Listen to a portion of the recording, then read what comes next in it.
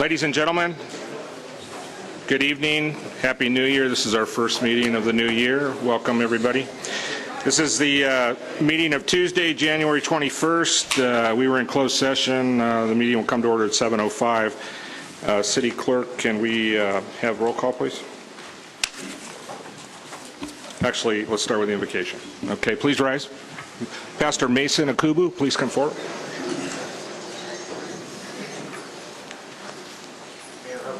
Councilman, thank you. Let's bow our heads in prayer. Father in heaven, we thank you for your many blessings that you have given us. We ask your blessings upon our meeting tonight. We ask your wisdom to be upon our council members as they strive to make good leadership decisions for our fair city. We also ask that a spirit of peace be amongst us and your Holy Spirit to keep us a unity in mind. Father, we ask all of this in the name of your Son, Jesus Christ. Amen. Amen. Thank you. Please join me in our pledge to the flag. Ready? Begin. I pledge allegiance to the flag of the United States of America and to the republic for which it stands, one nation, under God, indivisible, with liberty and justice for all.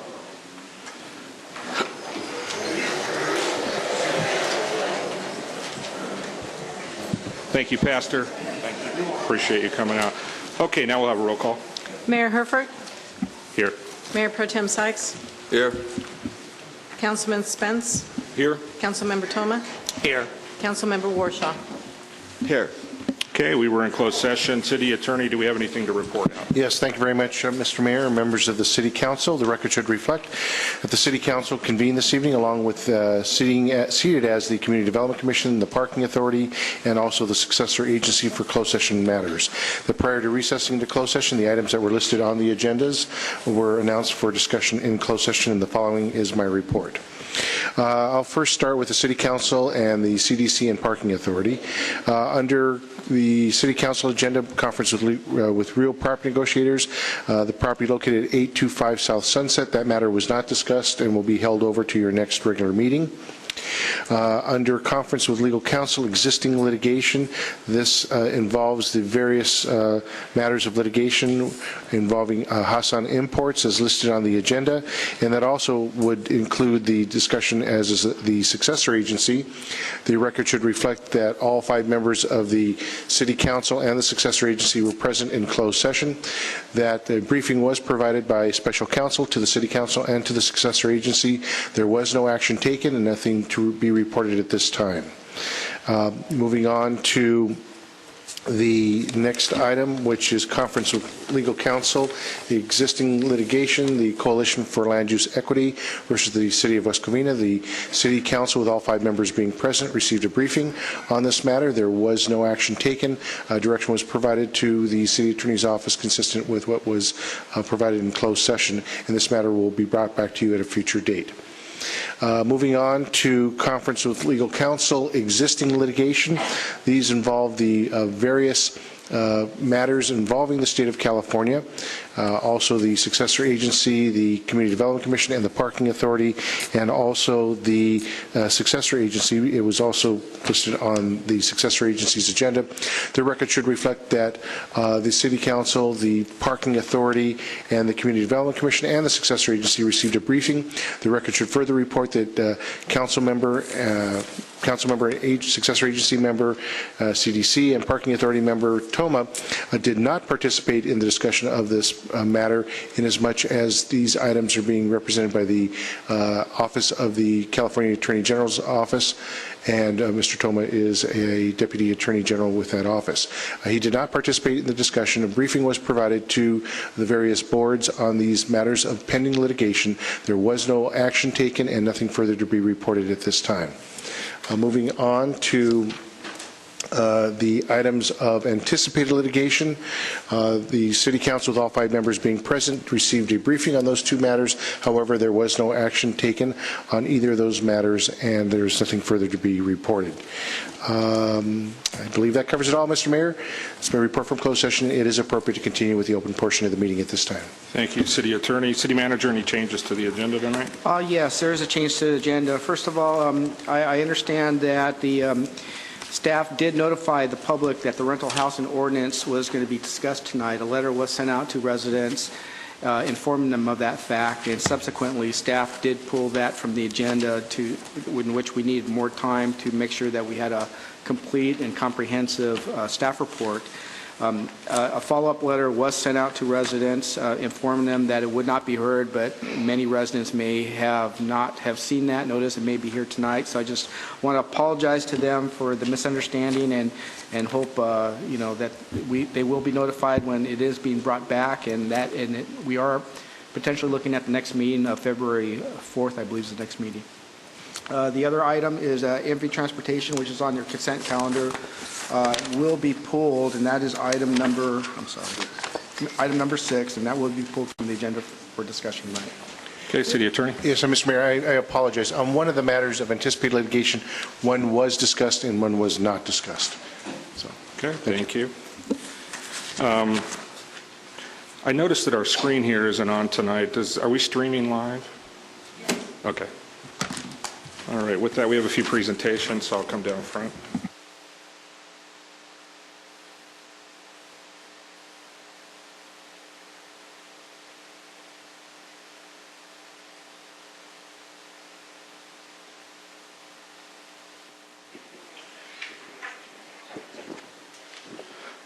Ladies and gentlemen, we have a real honor tonight, a young man in our community who has been awarded the Sports Illustrated Kids Sports Kid of the Year for 2013, resides here in West Covina.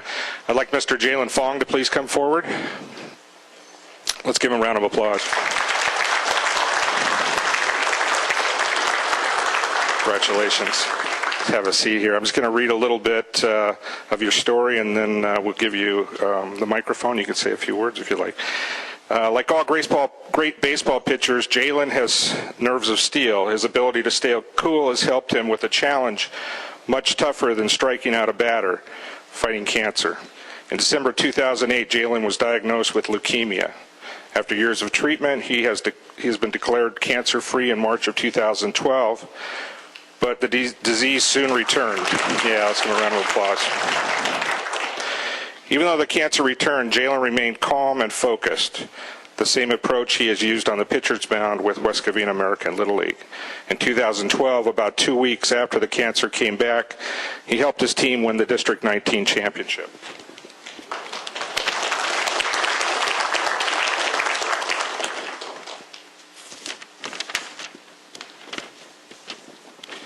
Jalen has been receiving numerous accolades, including he threw out the first pitch at the 2013 Little League World Series in Williamsport and during the International Championship game, and won the 2013 League Good Sport of the Year Award. He is a great ambassador for West Covina, and we honor him tonight. Jalen, let me just say personally, I learned about you probably 6 months ago from Jerry Curcio, our District 19 rep. We are so honored. You are a great ambassador for the city of West Covina.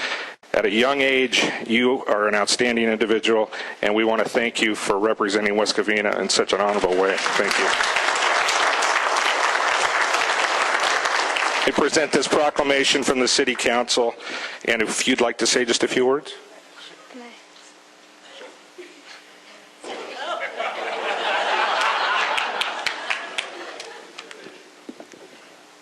I would like to thank Mayor Steve Herbert and the West Covina City Council members for this special recognition. The Little League Good Sport Award and the Sports Illustrated recognition would not have been possible without the support of West Covina American Little League and West Covina Youth Pony Baseball. I would like to thank the board members, coaches, teammates, and fans of these two wonderful organizations for their prayers and support. The City of Hope has given me the opportunity to battle every day, and I am forever grateful to the doctors and nurses that work hard saving patients just like me. Lastly, I want to thank my mom and dad, brothers and sister, and also my grandparents, uncles, and aunts for their love and support.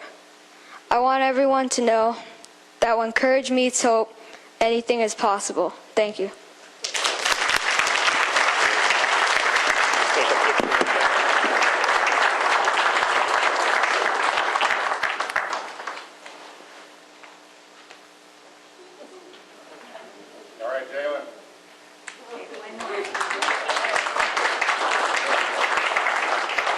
Congratulations, Chief. Thank you.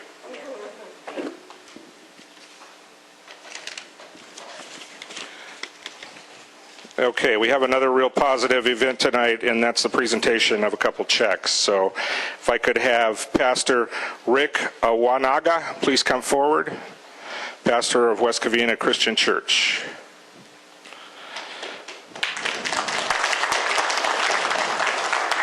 Thank you, Pastor.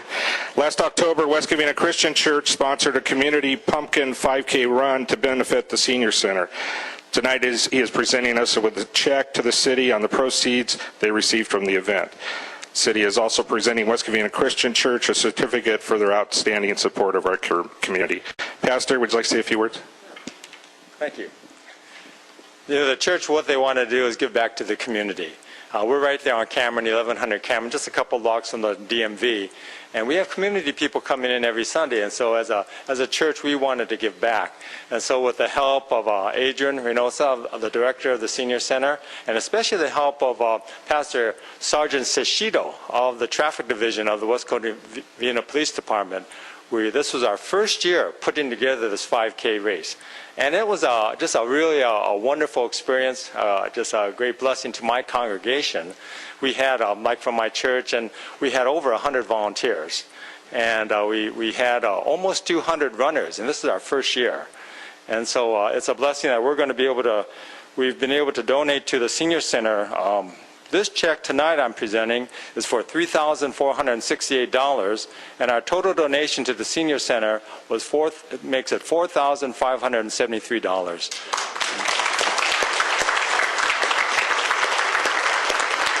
So if you have running shoes, come on and join us. We'll be doing it again this coming October, probably the third Saturday this year. Thank you. Thank you, Pastor. We really appreciate it. I know the seniors at the Senior Center sure appreciate it, too. Thank you.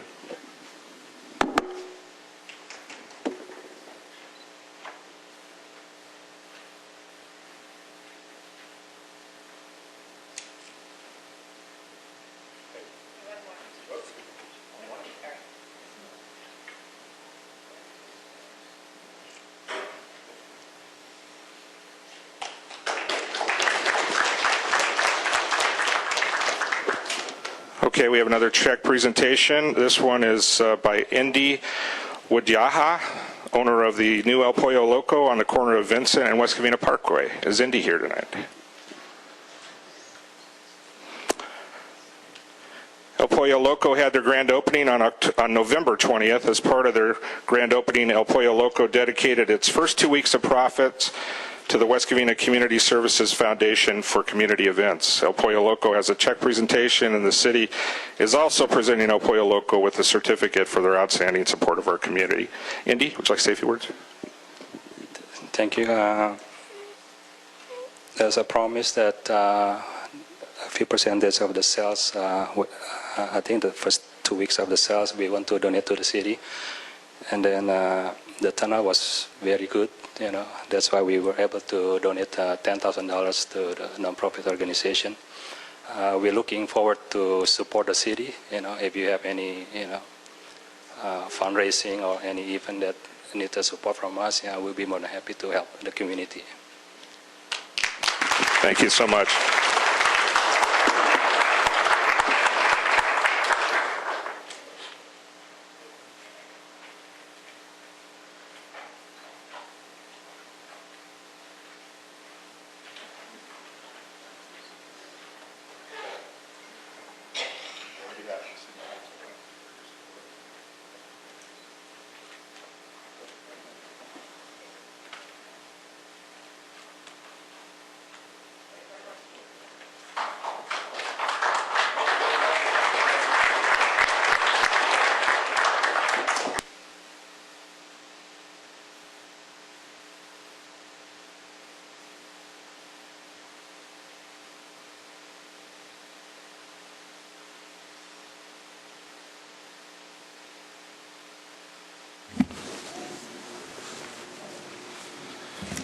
Okay, that's a great way to start off the New Year's with some donations from our community, so we appreciate that.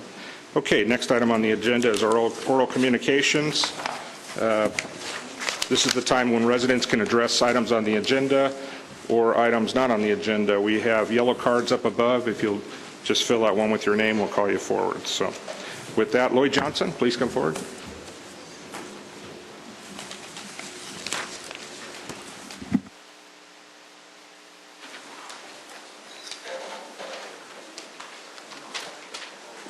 That's a first. Good evening, Mayor Herford and council members. There's a few items I would like to speak on tonight. The first one is on number 10 for the general plan update. This is something that's way overdue, and it's great that we're moving forward in a positive direction on this, and I look forward to this moving forward. Second one is number 11, the repeal of the moratorium on property in South Hills.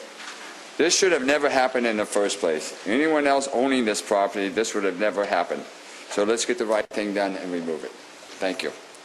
Number 3 is number 15, brought forward by Councilmember Toma. Prepare a request for proposal for the city attorney services. This needs to happen. I am a believer we have been getting bad advice from our city attorney for a long time.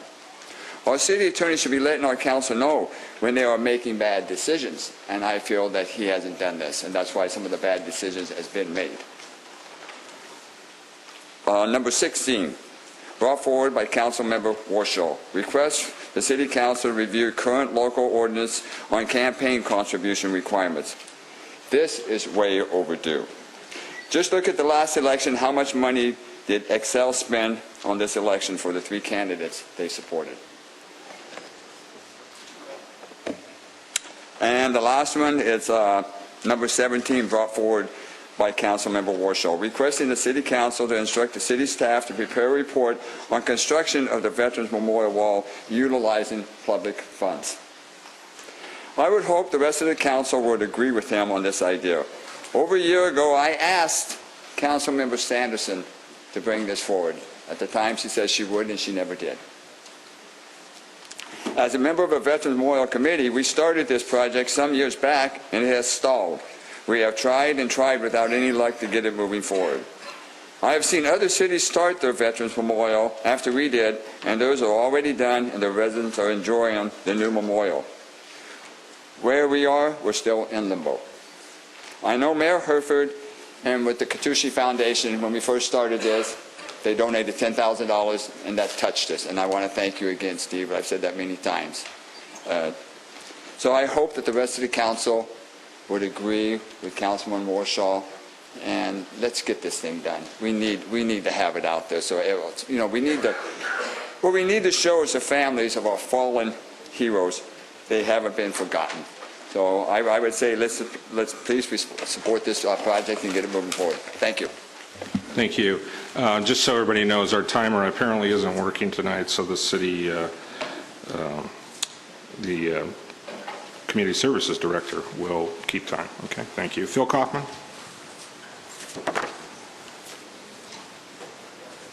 Mr. Mayor, council, staff, my fellow San Gabriel Valley progressives and I addressed the prior council on numerous occasions over the past. My fellow San Gabriel Valley progressives and I addressed the prior council on numerous occasions over the past year on the issue of the gun buyback program.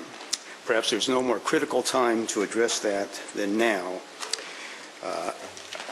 as the program is set for this Saturday, and despite the hard work and dedication of former Police Chief Wills, Interim Chief Lacomer, Commander Bell, Mr. Chung, Mr. Lee, and other members of the City Manager's Office, there are interests now that are trying to derail the program. I'll get back to the why of that in a couple of minutes. But at the last council meeting, Mr. Spence raised the question of whether or not the buyback program would be a vehicle for criminals trying to dispose of guns that had been used in crimes, and the buyback being used as a method to destroy those weapons. Well, I did a lot of research, and there aren't many instances of gun buyback programs around the country where guns have been tested, but there are some. And the results of those programs seem to indicate that there is no such problem. Of all the gun buyback programs I was able to find, there have been 2 that did have ballistic testings of the weapons received. The first one was in Baltimore in last May. Their program received 631 starter guns, high-powered rifles, sawed-off shotguns, and other weapons, and they tested the majority of those weapons, and not a single one of them had been found to have been used in a prior crime. The state of Arizona has had many buyback programs over the last couple of years. Their police departments throughout the state have been very active in realizing it's a very effective and important method of reducing violence. However, the state legislature last year passed a new law to make it illegal for this state, for any state official in a buyback program to destroy any weapons received. All weapons received in the Arizona buyback programs thereafter had to be resold and put back on the streets. The Phoenix Police Department, realizing what was going to happen, initiated a very progressive and immediate plan to handle as many buybacks as they could before the new law went into effect. And they were able to receive 1,945 guns in a short period of time before the new law became effective. Of those 1,945 weapons received in their buyback programs, 1 had a history of being used in a prior crime.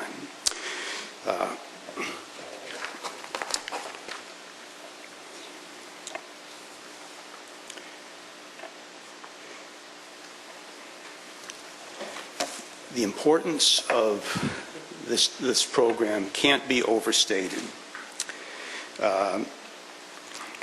In 1996, well, in the country of Australia, they recognize a gun massacre as being an event where 4 or more people are murdered by a single gunman in a single event. In 1996, a gunman killed 35 people and injured 23 more at an Australian resort city. Within 2 weeks, the Australian political parties got together from all spectrums of the political spectrum, and they passed a sweeping new law, the National Firearms Agreement, which included making illegal various semi-automatic and automatic weapons and instigating a mandatory national buyback program. Within a year, the program was effective enough to reduce the number of households in Australia that had weapons, that had firearms, almost in half, from 15% to 8%. In the almost 18 years since that program was put into effect, there has not been a single gun massacre in the country of Australia. John Howard was Prime Minister of Australia at the time that was passed. Following the Aurora massacre in Colorado, Mr. Howard wrote the following: Australia is a safer country as a result of what was done in 1996. It will be the continuing responsibility of current and future federal and state governments to ensure the effectiveness of those anti-gun laws is never weakened. The United States is a country for which I have great affection. There are many American traits which we Australians could well emulate to our great benefit, but when it comes to guns, we have been right to take a radically different path. We need to follow that path, and West Covina needs to follow through with the gun buyback program. A study that was just reported in today's Los Angeles. If I could have just one more minute. Real quick, please. Okay. Just a couple seconds. Okay. Let me just say that, go back to the why. Mr. Spence works for Assemblyman Kurt Hagman, who has been rated A+ by the National Rifle Association. I think that's enough, Phil. Thanks. Appreciate it. Don Overland?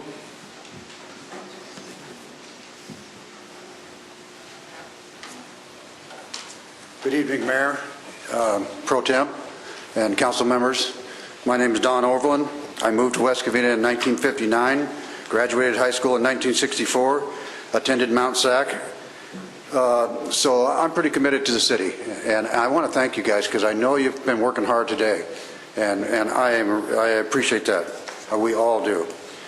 I'm really pleased to hear about the gun buyback program. I think it's, the increase in gun tragedies around the nation signals a need for more safety programs. And I believe the buyback program fits in nicely as a proactive step. If our buyback program can just prevent one accidental death or suicide, we've made a difference in our community. The recent gun buybacks in June in San Bernardino County sponsored by the police chiefs and the Sheriff's Association, was a huge success, with local residents of Upland, Colton, Rialto, and Redlands lining up an hour early to rid their homes of unwanted firearms in hopes of preventing those weapons from accidentally getting into the wrong hands. And who are the wrong hands?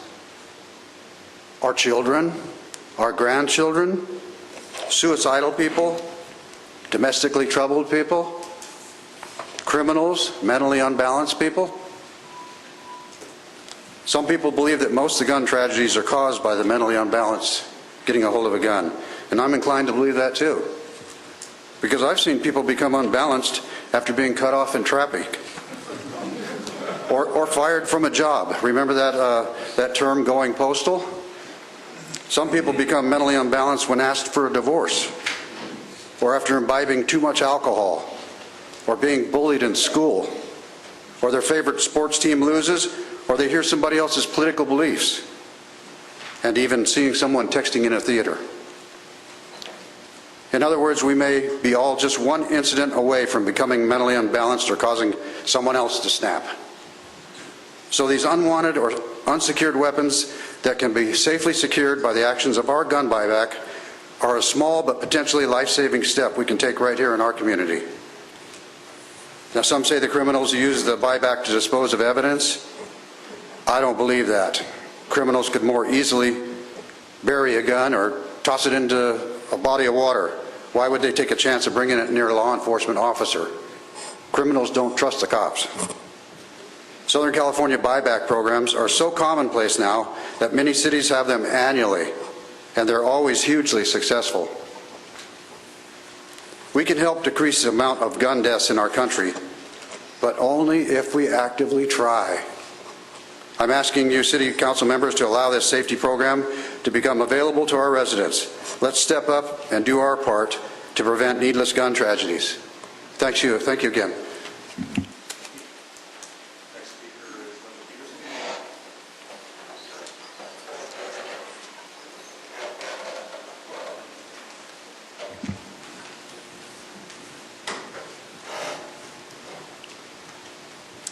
Good evening. My name is Linda Peterson, and I'm with Golden Years Housing. The purpose for me being here tonight is to introduce myself to all of you. We're a new business in West Covina. We help seniors to find suitable housing when they can no longer live alone. The difference in today's society versus what was the norm back when is like comparing black and white television to the internet. We all have relatives that didn't want to go into a nursing home because that's a green room with a hospital bed and ugly drapes and people that never help you, and you go in and you never get out. That's not the case anymore. There are some beautiful, beautiful residential homes that house and are licensed to help 6 patients. There are usually two caregivers per house. It's a non-medical field, but it is for people who don't require skilled nursing. What we provide is the service of helping them find the proper location for them, be it the language that they speak, their religious beliefs. We work with them if they've got Alzheimer's or dementia. We try to put that person into a place that they're best suited for. If the home is completely filled with people that have severe dementia, we don't want to put someone that is very active in that home. By the same token, the opposite is true as well. So we try to match the people with the homes in the best way possible, because we totally believe in the dignity and the caring and the love that our seniors need to have. Without them, there's not any of us. So it's very, very important to us that we put them in the best possible place and try to give them all that we can. This is a free service to seniors. There is no referral fee to them. We're willing to help them in any way possible. If they need in-home care, we can provide the names of places for them. We're standing ready and able to do whatever we can to help the people of West Covina. I've lived here for 30 years almost. I'm a diehard West Covina person, and I thank you for your time and your attention tonight. Any referrals that people need, we're glad to help. As I said, it's a free service, and I don't know how to get this to each of you. Wonderful. Thank you, Linda. Thank you very much. We'll distribute that. Appreciate it. Royal Brown?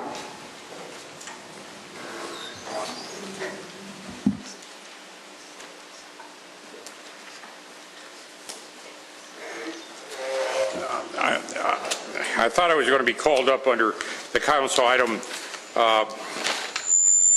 4.2, which is on your agenda, City of West Covina 2014 legislation platform recommended by the city manager. I'm really opposed to city manager's position on item number 2. He wants to oppose Assemblyman Roger Hernandez's proposed legislation to require all general law cities, including West Covina, with a population greater than 100,000 to institute a city council election by districts. The history of the council is sadly opposed by the courts of the state of California. Court after court in California has ruled that citywide elections are a problem for many reasons. And councilmatic districts, even locally here, the Mount Sac voluntarily got rid of their at-large representation and created 7 new districts.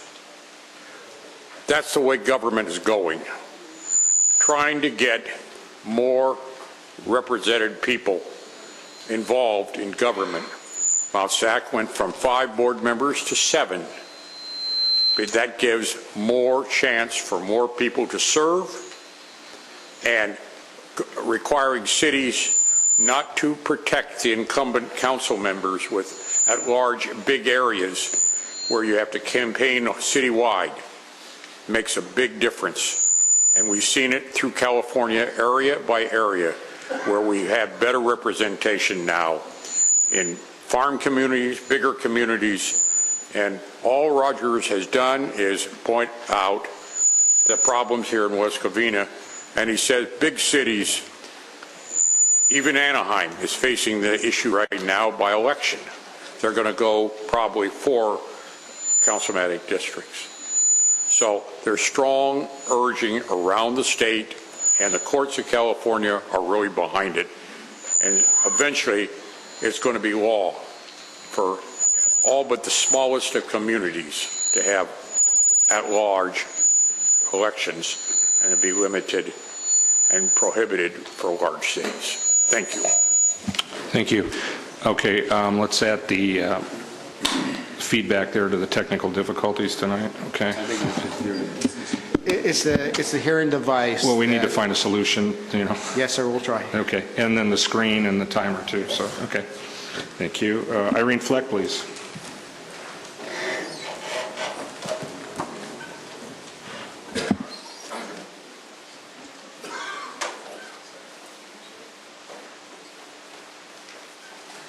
Good evening. First, I'd like to compliment you on the new screen and the announcements of the programs that are coming up in the city. That's really, really nice. Thank you very much. And then, of course, the next thing is the library. The library has many events going on. And 2 things I wanted to bring up as very important.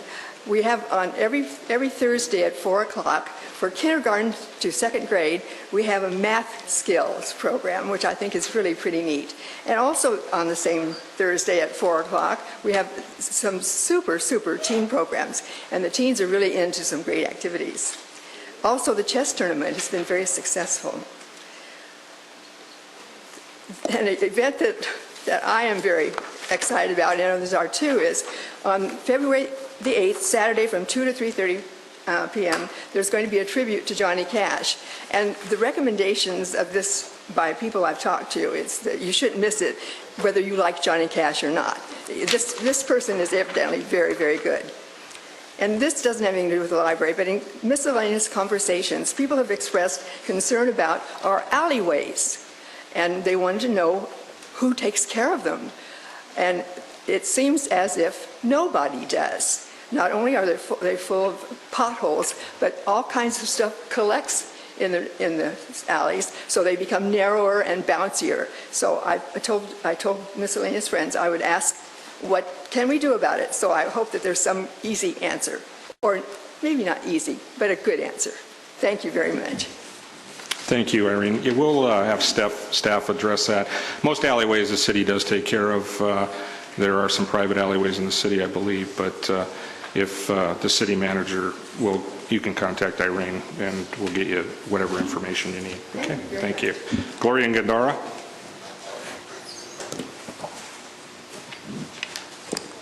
Gloria Gandara. I live in West Covina, Evangelina Street, and I am here to talk about item number 12, gun buyback event.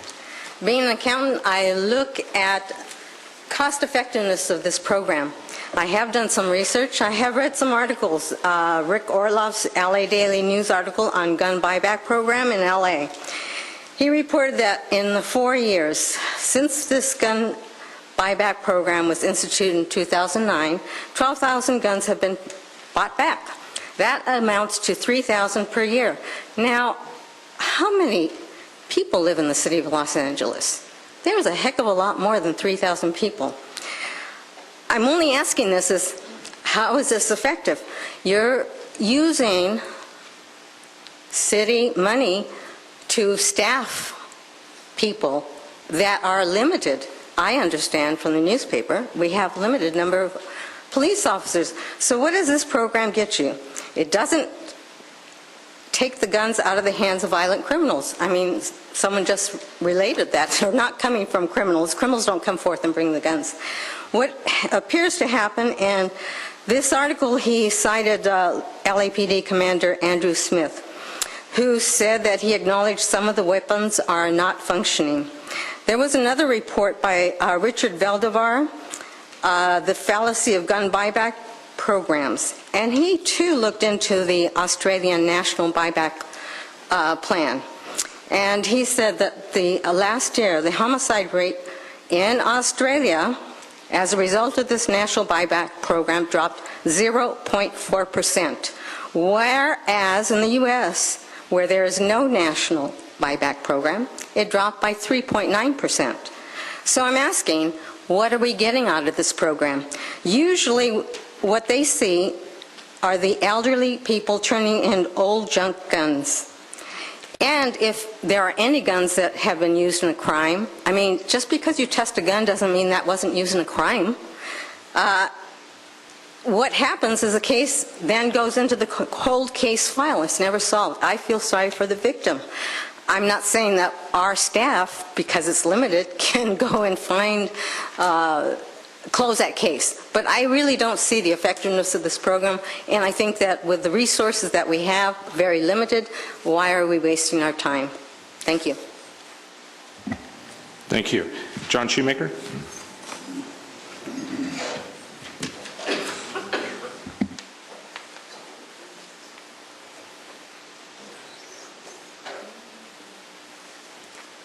Good evening. A couple items I'd like to discuss. About 6 months ago, I sent a request to the city asking for information on whether the city council complied with the ordinances in hiring the city manager. The ordinance is very specific on, there's 2 agencies that have to submit qualified personnel.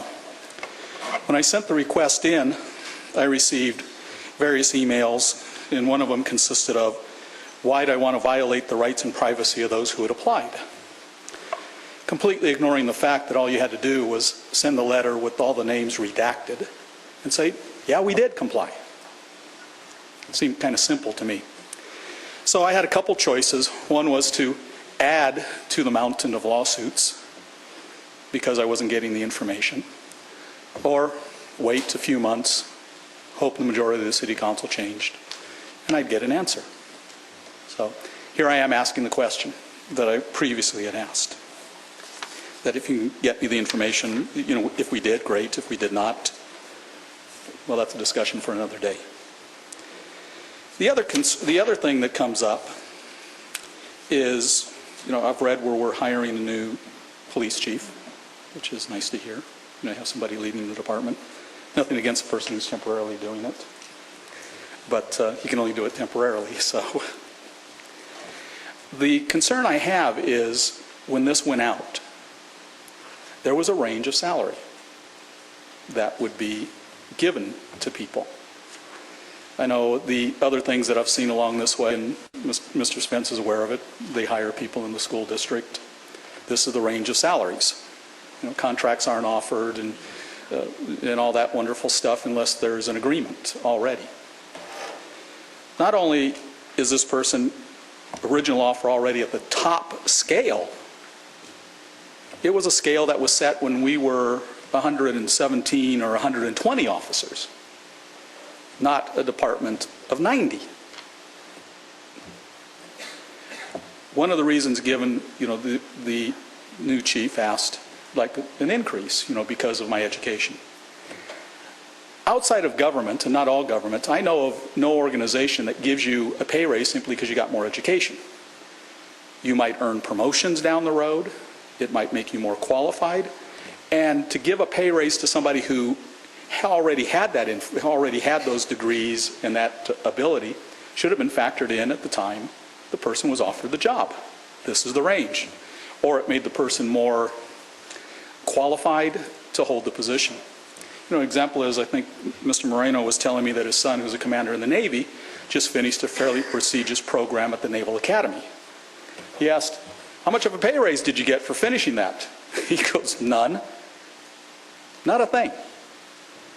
Just might make him more qualified to be a captain down the road. One of the reasons given for this increase was, I believe the term was salary compression, that the new chief and some people underneath them would be making kind of the same amount of money or pretty close. I don't think you solve the problem of compression by decompressing at the top and moving it up. You handle it other ways by saying we've got to start somewhere.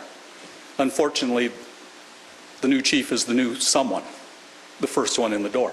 If it was the city manager or the city attorney or whoever, I'd be saying the same thing. You've got to start somewhere, and they're unfortunately the first one.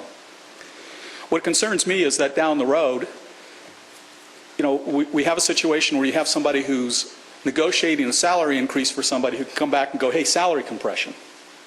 I need a pay raise. Because somebody below me is making more money than I am, and I'm their boss. So I need a pay raise.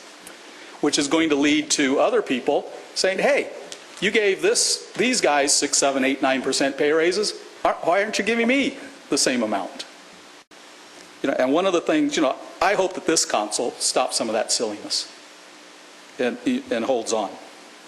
Because when each one of you were voted in, you promised, basically, we're not going to maintain the status quo. And this is kind of a good place to start.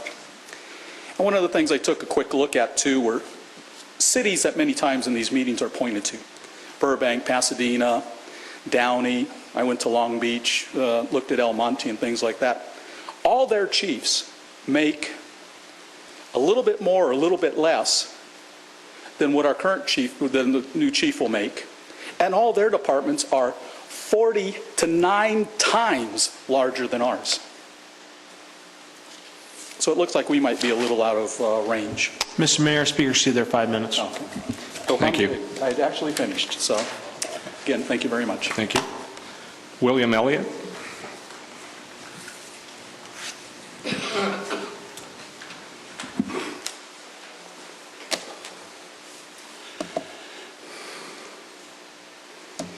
Good evening.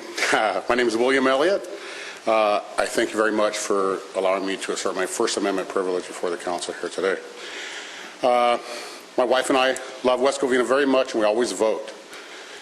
West Covina needs sweeping campaign finance reform because the current system is unfair to those of us who actually live in West Covina. Last council meeting, every public comment speaker spoke of promises of transparency from this council. Please honor your pledge. Thank you, Mr. Sykes, for getting city council meetings posted online. Good job, sir. Also, thank you to Mr. Spence for questioning the city's proposed gun buyback program. Gun buybacks are wrong on so many levels, and I wish I'd come better prepared because I didn't know these other two guys were going to speak so strongly against guns tonight. Guns are not the enemy.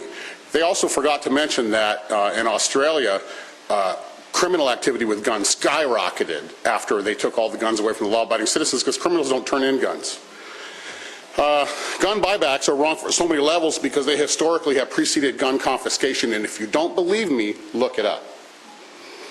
A recent Tribune article stated West Covina mirrors the program that's run by the city of Los Angeles. Now, why would West Covina want to mirror that sewer, that abject failure? It should be held up as an example of what not to do in West Covina. Instead, I suggest we establish the first annual West Covina Safe Community Gun Raffle. What's that you say? You think you lack the authority to hold a gun raffle? Well, a lot of people in the city think you lack the authority to hold a gun buyback and use taxpayer dollars to do it with. It's not the city's job. Vote down the gun buyback tonight. Where's the little girl? Last council meeting I spoke about a simple information request I made to the city regarding the circumstances and final outcome of the theft of city property. The people of West Covina deserve much more than a 3-sentence letter of explanation from the City of West Covina Police Department. We deserve a comprehensive report from this city council, not the agency involved in the scandal. This reminds me of the city's refusal to honor Mr. Lloyd Johnson's recent information request. Instead, the city chose to spend more taxpayer money to defend yet another lawsuit, rather than just do the right thing and just release the information that Mr. Johnson made the legitimate request for, something the majority of the city council agreed should have happened already in the first place. What is the city hiding? How could this have happened? How did it happen? What are the safeguards that have been put into place to prevent this from happening again? And if it does happen again, will you hold the police chief accountable this time? Why were there no arrests or no prosecutions in the theft of these police cars? The city is obstructing my investigation of this matter, and I'm calling on you as my elected representatives for the transparency you promised us to unravel these tangled lies of omission. This breakdown in leadership might have resulted in a very different costly and tragic outcome if our city's police cars, uniforms, and guns instead had been used to commit home invasion robberies. Think about it and work together as a body to get to the truth. I would like to see some leadership from Councilman Sykes on this matter, whose 33 years in law enforcement qualifies him to oversee the investigation internally. Councilman Warshaw could provide valuable assist with his experience, perspective, and specific knowledge of this police department. Mayor Herford probably knows every single police department employee by name after 20 years on this council, and his wealth of connections within the city should prove to be invaluable for this investigation. Perhaps one of James Thomas' friends could help. I've read all 75 pages of the list of rich and powerful people from Maryland to Hawaii, from sea to shining sea, that sent him $50,000 to get elected to this city council seat that they bought and paid for. They all live outside West Covina, and this is why we need campaign finance reform in our city. We all have the God-given right of self-protection, so before you flex any authority regarding local gun control over the law-abiding, tax-paying citizen voters who elected you to office, you should pause for a moment and take a meaningful look inward. And first, choose to flex your municipal muscle and wield some local gun control over the West Covina Police Department. Chris Chung was given the job as city manager with zero experience as a city manager, so it should come as no surprise to anyone that his choice to lead our police department is someone with zero experience as a police chief. I wish I had more time, but I just want to say the Second Amendment trumps any Australian comparison. This is the United States of America. God bless America. Save the Constitution, and please like us on Facebook and Twitter at West Covina CCW. Thank you. Thank you. Dana Sykes.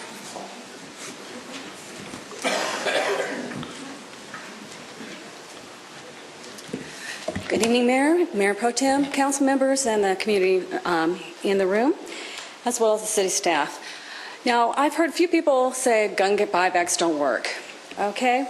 Why should we do one? First of all, community service, and it's also a community need. We have drop-offs where we can take our electronic waste. We have Saturday pickups where they come and pick up the trash we no longer want at our house. Why don't we have a way for our citizens to be able to bring their guns that they have in their homes and they don't want them anymore? Why would they not want them? My father died in 1998. He was a train collector. For years, my mom kept those trains packed in the garage. Finally, it was too painful and she wanted to get rid of them. Just superimpose the trains and put in gun collector. What is that widow supposed to do with those guns? She wants to get rid of them safely and responsibly. That's what our police department's for. And if they also get a widow, she's probably living on a fixed income. She might get some money out of that too. Let's talk about Newtown. 20 people died, 14 of them kids. What did that mother know about the gunman? She knew he was mentally unstable, yet she had a cache of firearms and ammunition in her home. And she also had it in a gun safe, but he had access to the gun safe. He then went to the school and shot up all those kids and the adults. What if she had, knowing that her son was mentally ill, given those guns to either a responsible party to store them or to the police department to be disposed of? Now, I know the last gentleman talked about Los Angeles, how we shouldn't mirror them. What shows up at those gun buybacks? AK-47s. They're illegal here in California. Oh, well, golly gee, well then don't buy those back. There was a rocket launcher. Those are also illegal here in California. Oh, well, we don't want that either then. It's public service and a public need. You know, there's a recent study by Andrew Engelmeyer and his colleagues at the University of California, San Francisco. After reviewing 15 studies, they found that having guns in the home triples the risk of suicide and doubles the risk of homicide. And it showed a high quality confirms a clear association between gun ownership and violent death in the United States, where more than a third of the population owns firearms. By the way, we're the biggest gun ownership in the world by population. You know, when I hear the argument that what are gun buybacks, well, the bad guys are going to turn the guns in. That's an argument straight from the NRA, which is, you know, instead of NRA, they should change their moniker to NARMA, National Ammunition and Rifles Manufacturers Association, because that's who's really backing the NRA. They want to sell as many guns and as many bullets as they can, and they sell it to a very small population, only 1/3 of the population. So 2/3 of us don't have guns, but 1/3 has the right to hold them against us. I have no problem with people owning guns responsibly.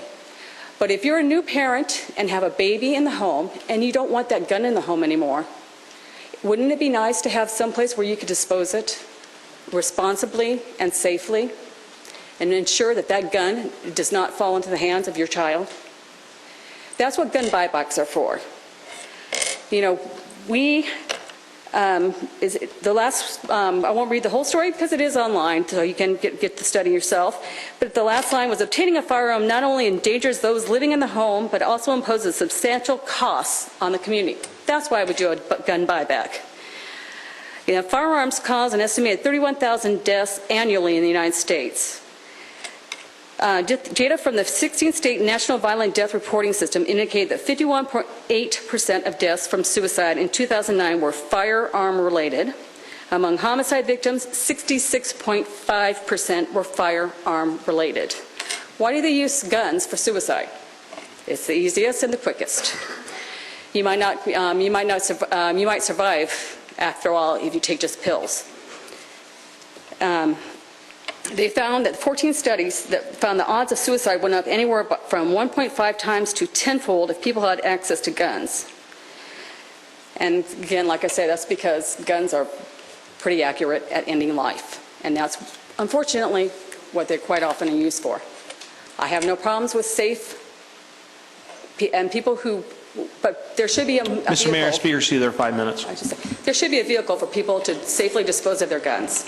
Thank you. Thank you. Lola Finley.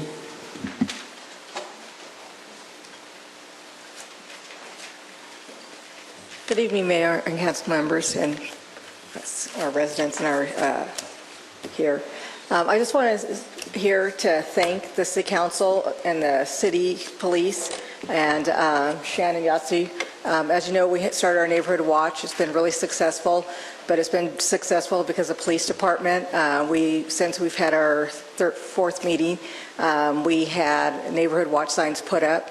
They were put up quickly, and they were put in excellent locations.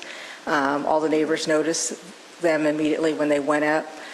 We also got some new trespassing signs in specific areas, and on our website, a lot of the neighbors have posted that they've already seen the traffic in the easements and things like that where the kids were playing and the graffiti was happening. They've already noticed that it has diminished, and it's nice to just hear them to tell the West Covina Police Department thank you for coming out when they call, and thank you for the city for putting the signs up. We're still working on a few issues. One is regarding our speed. We had a petition signed this weekend regarding a fence and some parking, but thanks to Shannon, he's been really a great asset to us, and I think representing the city tremendously, and I really want to thank him for listening to us.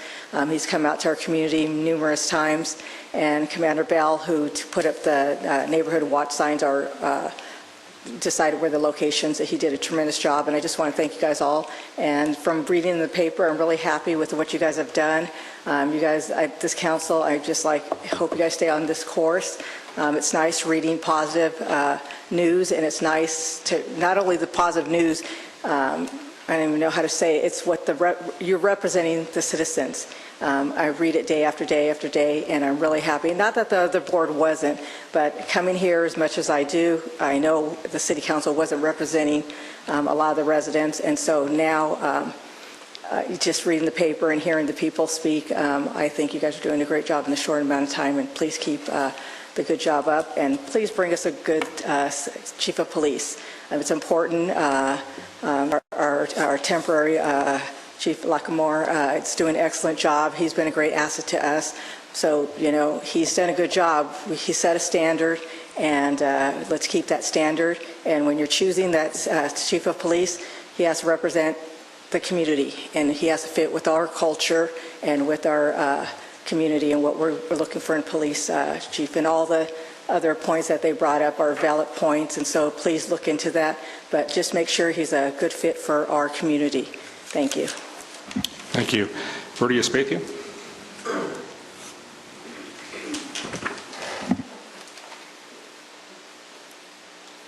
Good evening, Mayor, council members, and staff. Happy New Year.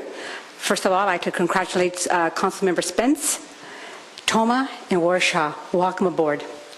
You have a tough job ahead of you. I'm here to speak on the gun buyback program. And you know what? I'm a gun owner. I have a gun right now that I must get rid of, because if they break into my apartment, that gun can be stolen. And believe me, I'm going to be in line Saturday. I understand where Spence is coming from. But we need to ask ourselves the questions. How do these criminals become sharpshooters? Some of them can do a better job than a police officer. Well, you know what? Every time I go to the gun range, no one asks me for my driver's license.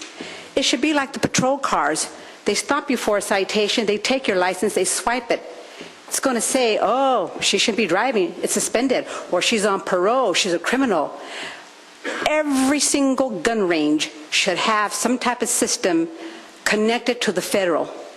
So if Warshaw goes over there to the gun range and swipes it, this guy's an ex-con criminal. He's not even supposed to be having a gun or access to a gun. But no, it's true. We're over here complaining, oh, let's not do the gun buyback. I am all for it.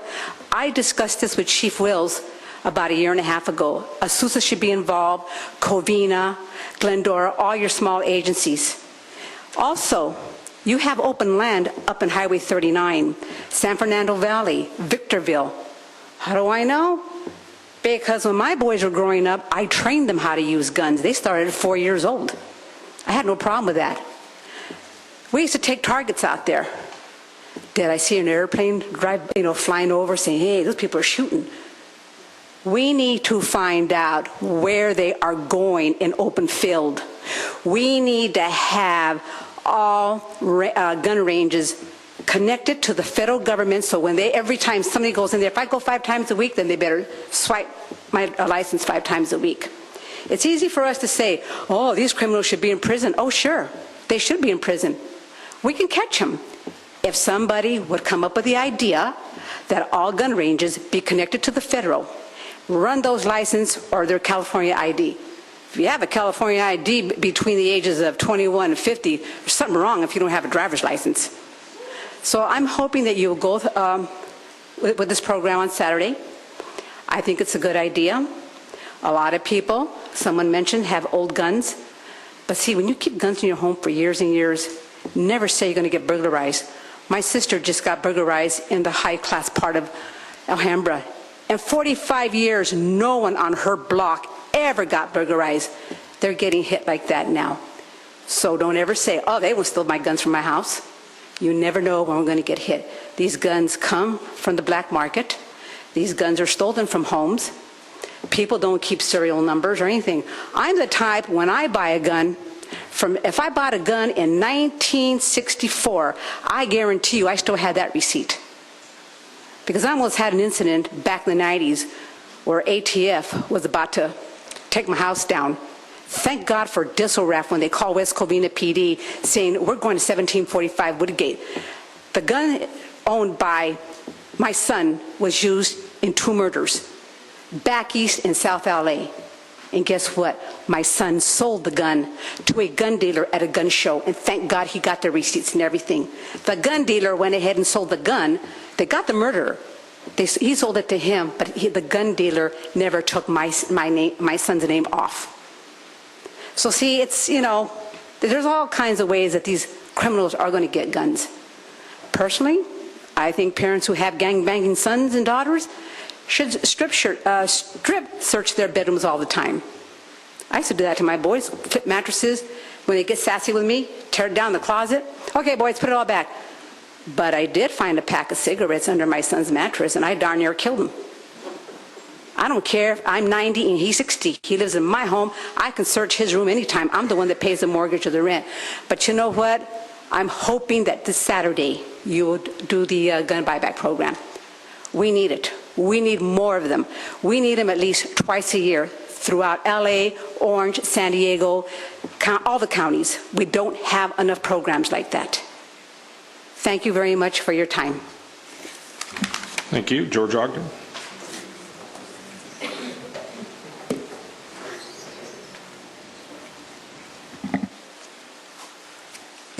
Good evening, City Council, City Staff, rather.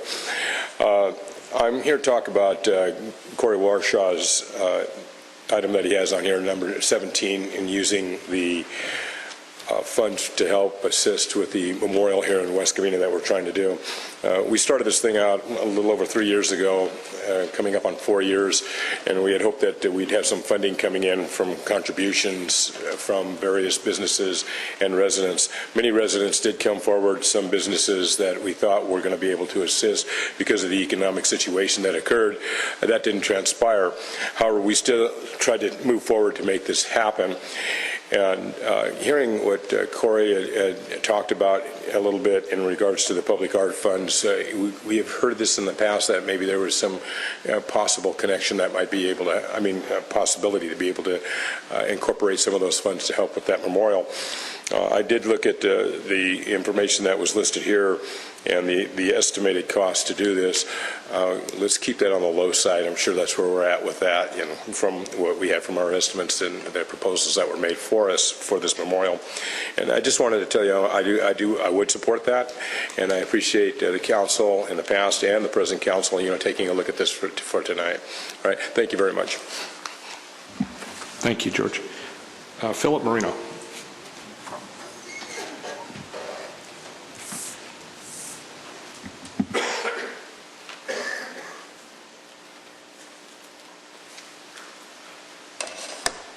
Members of the City Council, members of the City Staff, members of the audience. My name is Phil Marino, and I'm a West Covina resident.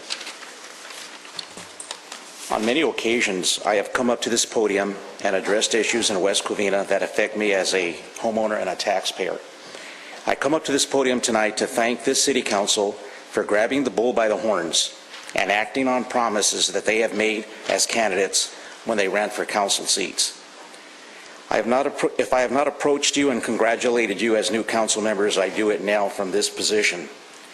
At this time, I'd like to address you as a homeowner in regards to item number 10, the general plan update.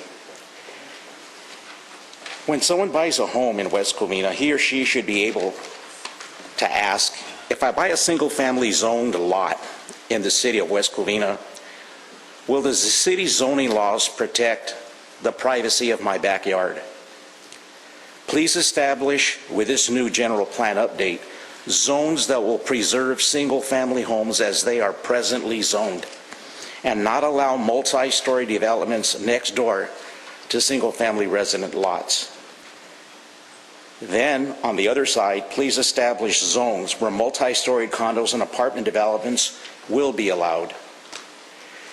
I had a class at Mount Sac in the 1970s with a lieutenant from West Hollywood, and he said he would never live in a county area. He says, anybody here live in a city? And I raised my hand. He said, where do you live? I said, West Covina. He said, I'm going to give you an explanation for that statement. I am a lieutenant at West Hollywood Station. Why did you buy into West Covina? I said, great schools, great police department, great fire department. He goes, good answer, but it's the wrong one. He said, West Hollywood went from single-family residential to a rental community. And what occurred was a man who had a child, maybe an 11-year-old daughter, a 9-year-old son. He decides he's going to put a pool in his backyard. Remember, a home is the largest investment that a person makes. He does it for his family. He doesn't realize that somebody puts out a zoning variance, he sees a piece of mail, he throws it away, doesn't realize what is happening. And when his daughter is 15 or 16 years old, there's a 3-story apartment, a condo that's next door now. And now everybody's gawking down at his daughter in the backyard that he would just put a pool in and made a major improvement. That's what's going to happen to West Covina. I have a half-acre lot. I put a 1,000-square-foot room addition on it. I bought my house in 1979. The owner next door is the owner of business. He's making a major improvement on his lot. People across the street are from Burma. People will come to West Covina and they will see half-acre lots, and they will buy that lot at the prevailing rate because they will know what my kids told me in 1988. I said, we went to Phillips Ranch, we went to Ontario, we went to Upland, and when we were going to buy a home, I'd lived in the city for 10 years at that time. I said, which house did you like? He says, none of them, Daddy. They don't have a backyard. People come to my house today, they said, Jesus, your home in the neighborhood you live in should be in Arcadia. I'll invite any one of you to come to my home and see what my neighbors have done as putting investments into. But you take my half-acre lot and the lot next to it, and a developer will come in, knock both our homes down, and put up 4 houses there, and you destroy the neighborhood that the people down the block bought into. That's what I don't want to happen to West Covina. And that's what people have come to this podium and told you. We don't want that other development in our neighborhood. I'd like you guys to preserve that. That's why I came up here, and I know you'll do it. So please put people on the Planning Commission that will protect the rights of the largest investment that people buy into. I like West Covina. I'd like to stay here. Thank you. Thank you. Alfred Williams.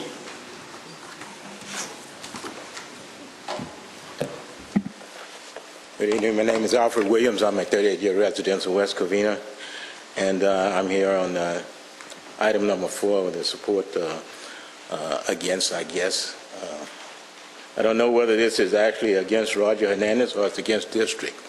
I'd like to know who brought this before the council, because if it was brought by the staff, I've always thought of city staffs as being neutral.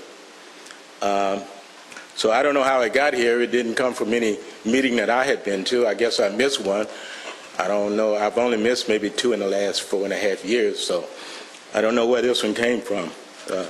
But I would like to know who brought this forward, because if the city staff has all this time to be sitting around coming up with a change in a ordinance or talking about writing a letter to our administrators, I think they're going beyond what their duties are. It's not to to initiate policy.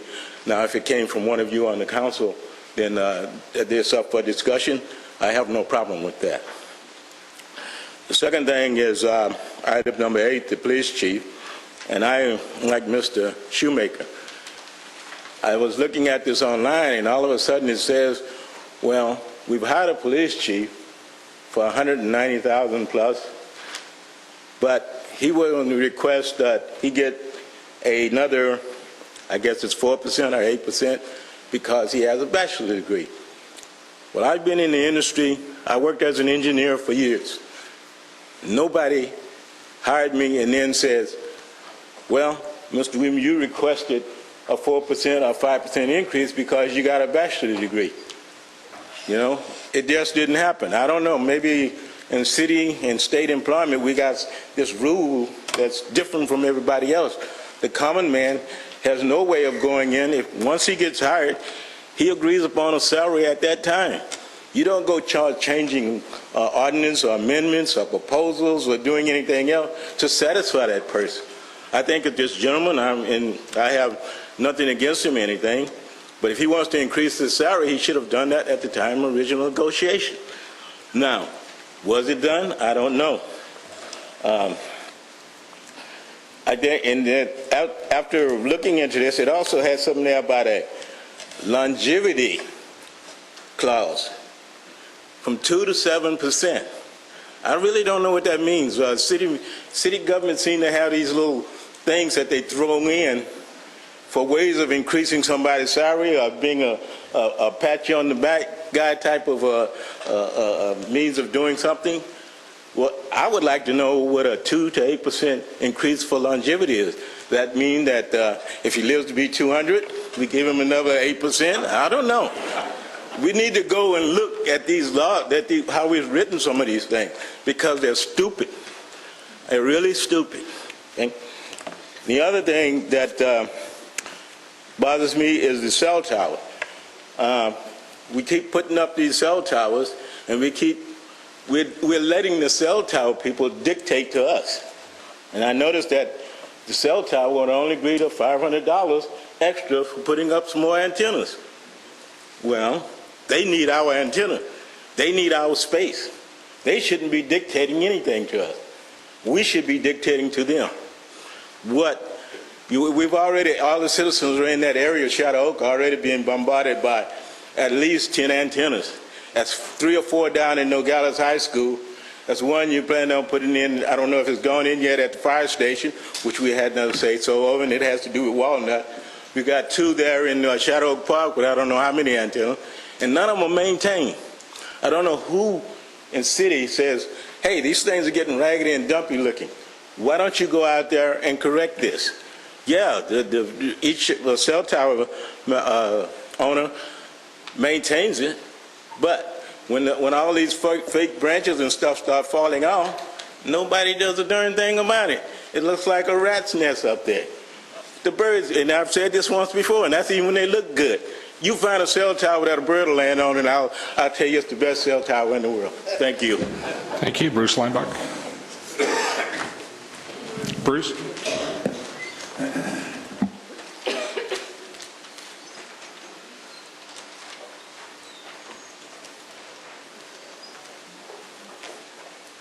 Thank you, Mr. Councilman, or Mayor Council and the Councilman.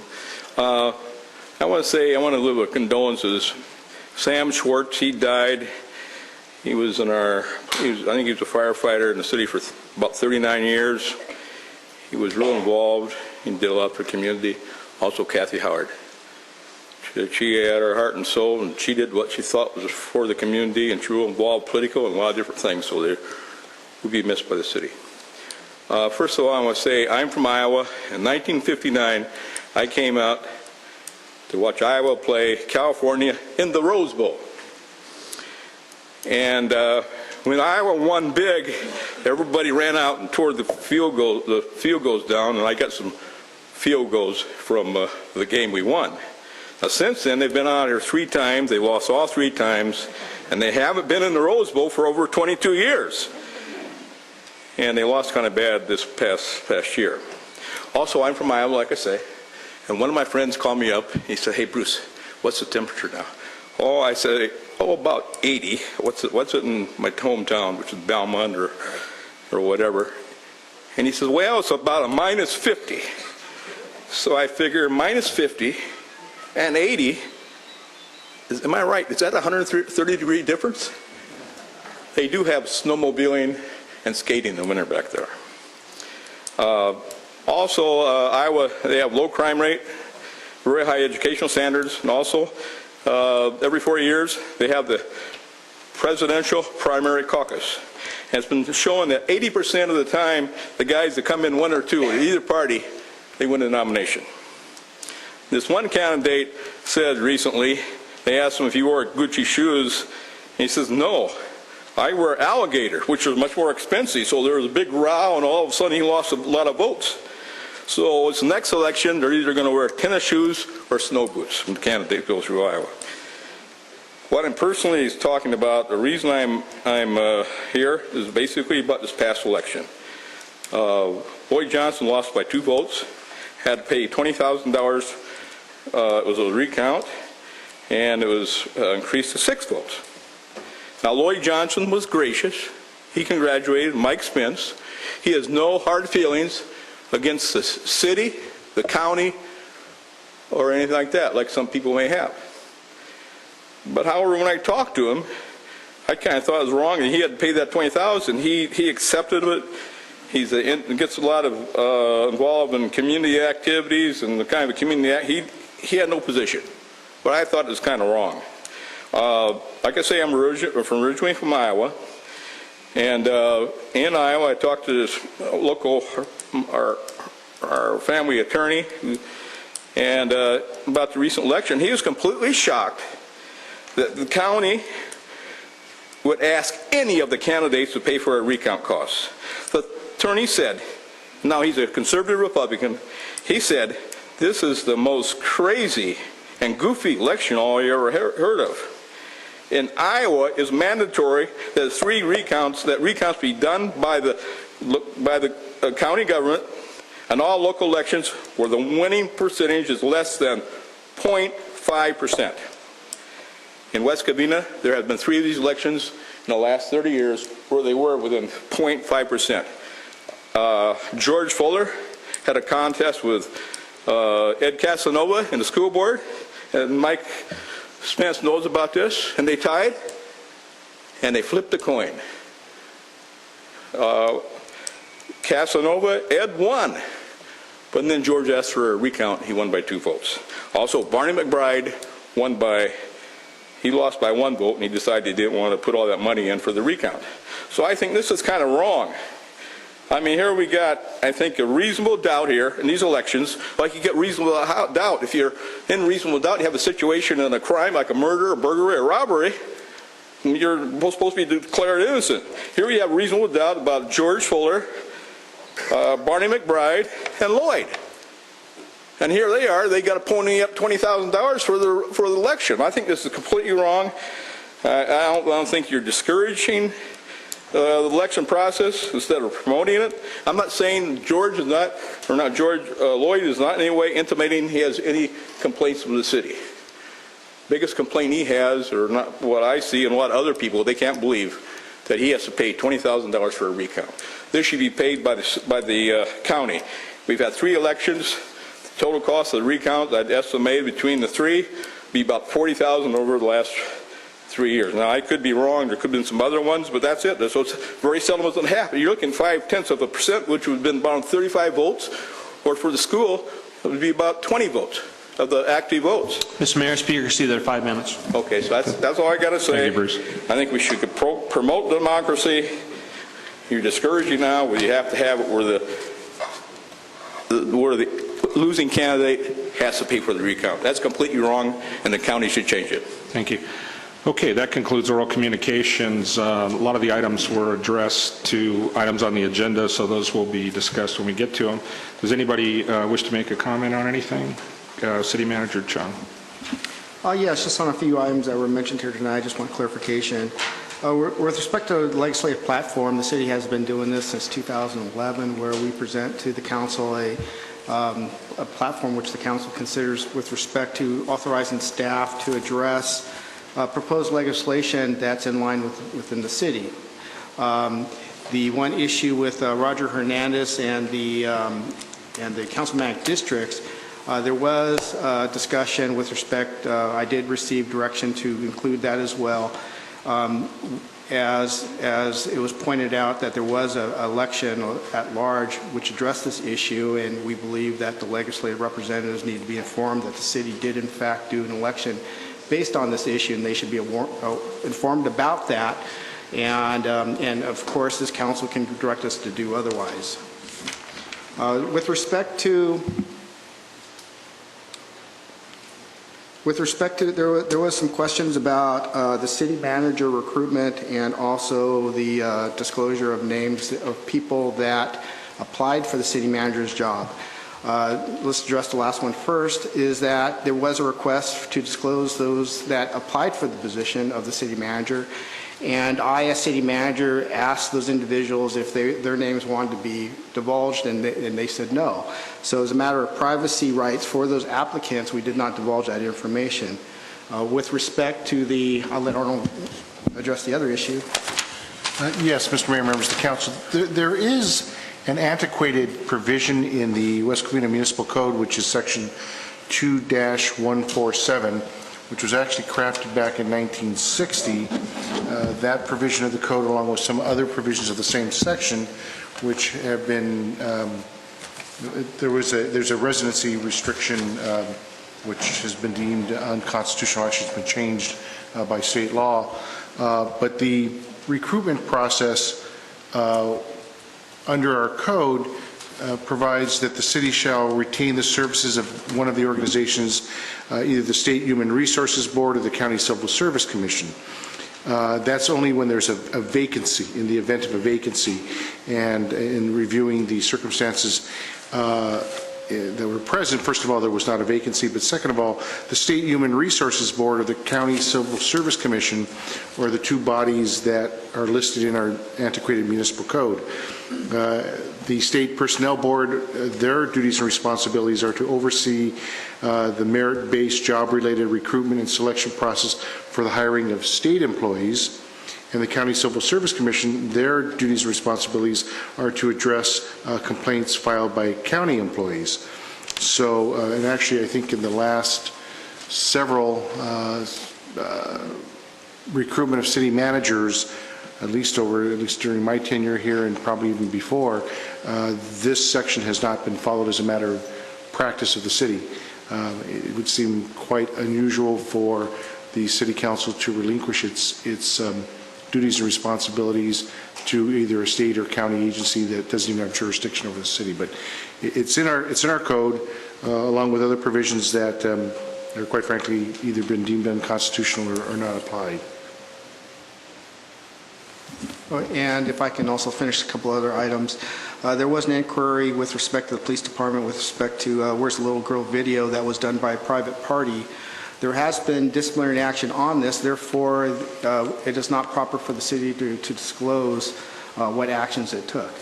But I can say that the individuals that were a part of it or no longer work for the city, that may not have been part of the disciplinary action, but it's just a matter of fact. As a result, there is no further action to be taken on that matter. With respect to the hiring of the police officer, or I'm sorry, the police chief, I just want to point out that he has not been hired yet and is contingent upon the council's actions tonight as far as whether to provide him with additional compensation. With respect to, he currently works in the city of Fontana and currently makes over $202,000. In accepting the police chief position here, he would be taking a pay cut and has asked for consideration in order to bring him more in line with his current compensation. And that is what's being presented here tonight. With respect to longevity clause, that I believe the speaker is referring to attachment in which there was a salary survey that also listed additional benefits, and in there it listed longevity pay that was provided in other cities. However, I don't believe that is the case in this police chief position in the city of West Covina, and what he is asking for is the 6% education incentive to bring him more in line with his current salary range, and that even then would be approximately $477 less than he's currently making. And that's before this council tonight. He is not hired yet, and is contingent upon the council's actions tonight. Okay, thank you. Any other comments from council? Seeing none, we'll move on to the consent calendar. Does anybody wish an item to be pulled from the consent calendar? Councilmember Tome, I think you wanted one pulled. Yeah, I'd like to discuss number 4. Number 4. Okay, and I'd like to discuss number 8. Any other items? Okay, with that, do we have a motion to approve the rest of the consent calendar? So moved. Moved by Warshaw, second by Sykes. All those in favor say aye. Aye. Opposed? Motion carries 5-0. Okay, item number 4. Councilman Sykes. Yes, thank you, Mayor. I see that there's this legislative platform for the city of West Covina. I'm a little concerned about placing the advocacy on behalf of the city of West Covina in the hands of staff. Not that I don't think staff would do a good job, but it is our job, I think, as electeds to determine what we advocate for with respect to state legislation. So, especially considering that there's 3 new members on the council, I haven't seen, all the letters necessary from previous years. I think the reason that we have the League of California Cities is to represent cities on a statewide basis of matters of large concern to the cities, and in large part that's their job to advocate. I do understand why there may be certain issues that are very pressing on the city itself where we may want to get involved, but by and large I don't think we should be spending a lot of staff time advocating on those kinds of issues. So I would prefer that if this is going to happen, we do it on a piece by piece rather than sort of defer our authority to staff to do these things. Yeah, let me just say that I don't disagree with you. I think that the less time we spend on these, the better. Mayor Pro Tem Sykes and I both discussed this, and Mayor Pro Tem, we thought since we had recently had an election on districts and the residents had rejected, that it was somewhat timely to bring this forward considering the bill was under adoption. We thought it behooved the residents of West Covina to represent them in their vote that was taken less than 3 years ago. So that's why it's on here. Doesn't mean we have to support it, but that's why we felt that it was timely.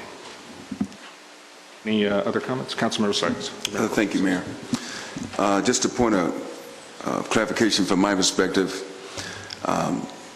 we know that we do have a problem in this city when it comes to elections and our lack of participation.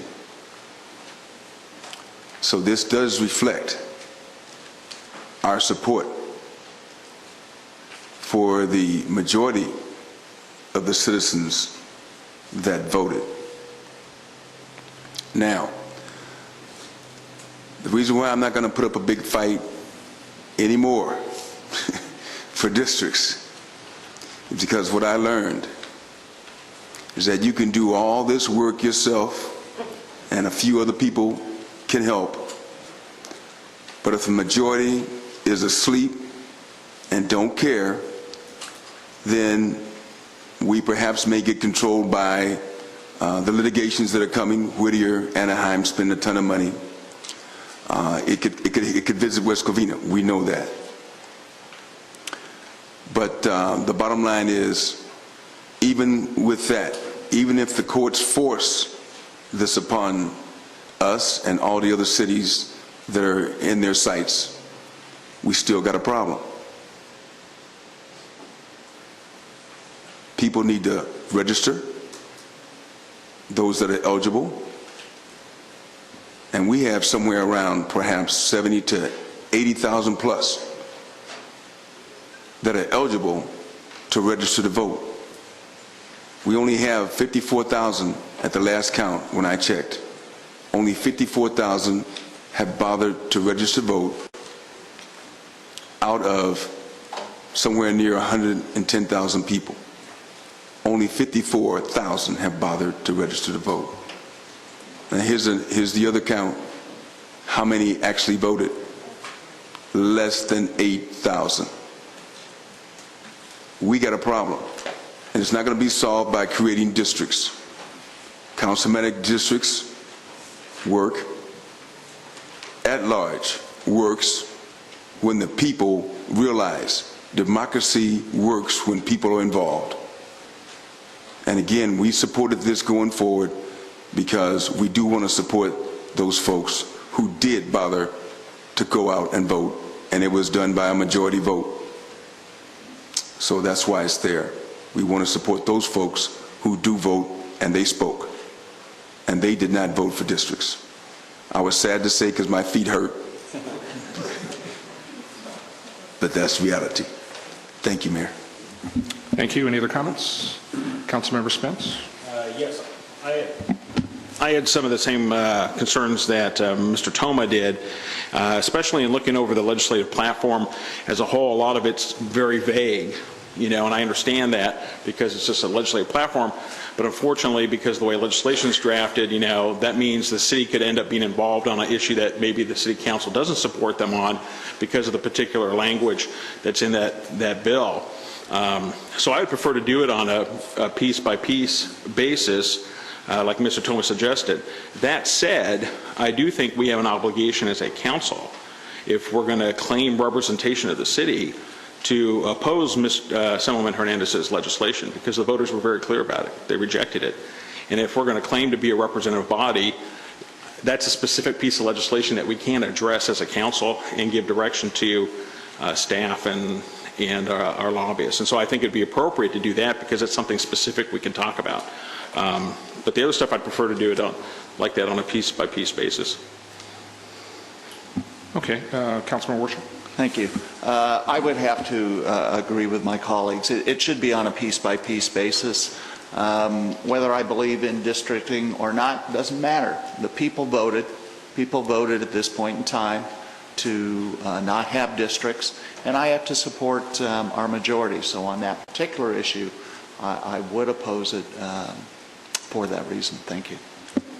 Okay, what I'm hearing is that basically item 1, adopt the proposed 2014 legislative platform to support or oppose county, state, and federal legislation as appropriate. The council doesn't seem to be in favor of that, so let me make a motion to support number 2, which is opposition to the proposed legislation to require all general law cities, including residents West Covina with population greater than 100,000, to institute council districts. So I'll make that motion. Do we have a second? Second. Moved in second. All those in favor say aye. Aye. Aye. Opposed? Motion carries 5-0. Okay, item 8. I asked for this to be pulled. Let me just say, first off, I support every person in our police department, everybody that goes out and puts their life on the line every day or supports personnel that put their lives on the line every day. It is a tough job. You cannot pay people enough to do the job. Our safety in this city is exemplary. We do a great job of not only preventing crime, but apprehending criminals, and that starts from the top to the bottom. I think everybody in this department should be commended, and I support this current candidate for the chief's position. Having said that, we have a structural imbalance in the city. This employee would make more than the city manager would make. There is no city in the state of California where a person that reports to another person makes less money. It just does not make sense. The council, I think, needs to take a look at the entire management staff and the structure there. The best time to do that is probably in budget. I think that you set yourself up for some issues when you do have a person that reports to another person making less money. And that's not to diminish the person that's coming in. I think the individual's an outstanding person, but I would support having this come back or to take a look at it in the structure of all of our department heads and the pay scale, because I think that structure needs to be addressed. So anyways, I can't support this tonight. Do we have any other discussion or motion? Mr. Mayor, I'd like to make a comment. Councilmember Ward. The process involved 3 police chiefs, 1 from our city and 2 from other cities, in evaluating many candidates. Those 3 chiefs brought forth to the city manager two people that they thought could fulfill the position. When I looked at the two individuals, the one individual that is asking for more has 31 years experience, has an extensive writing background, has brought a lot of things forward, not only to Fontana, but to other areas that he's worked on. And I looked at the experience of the other person, and experience does matter. As far as an employee making more than the city manager, we currently, because of overtime, have police officers and firemen who are making more than the city manager. Whether that's right or not wrong, that's the way it is, and I don't think the salary or the amount of money that they're making makes a difference. I think there may have been a question in regards to, one, salary, and a salary range was definitely discussed. There is an issue of benefits, and whether all of those benefits were discussed at the time when the position was open and interviewed.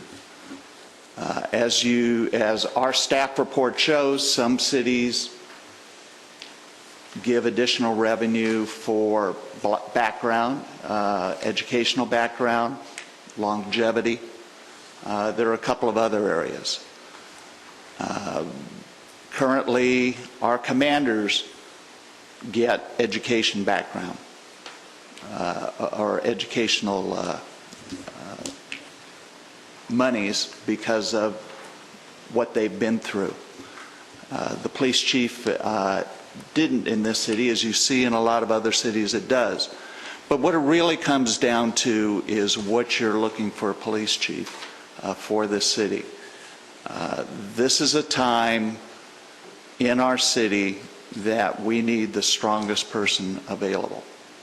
And when you look at the background of the two individuals recommended, the amount of difference between the two is great as far as background. The amount in salary is very small, even with that additional dollars. And that's why I am in favor of doing this. Okay, thank you. Any other comments? Do we have a motion? I have a comment. Oh, Councilmember Toma. Yeah, thank you. Yeah, so this is a very actually difficult decision. When we came in, we were presented with basically the top two, and the gentleman who was picked as the proposed next police chief has a lot more experience, highly recommended from other law enforcement officials, etc. So I definitely agree that he is qualified. He's got all the credentials. He would make a very good police chief, as far as I understand. I did wish that it wasn't. This wasn't in the form of a benefit, because I think agree with some of the points made today that that education should be a factor, but I'm not sure if I necessarily agree that it should be a separate benefit. So we're sort of caught in a difficult situation, because this is somebody who I do like, and I do think he's the most experienced person here, and I'd very much like to get him, but I'm not sure what the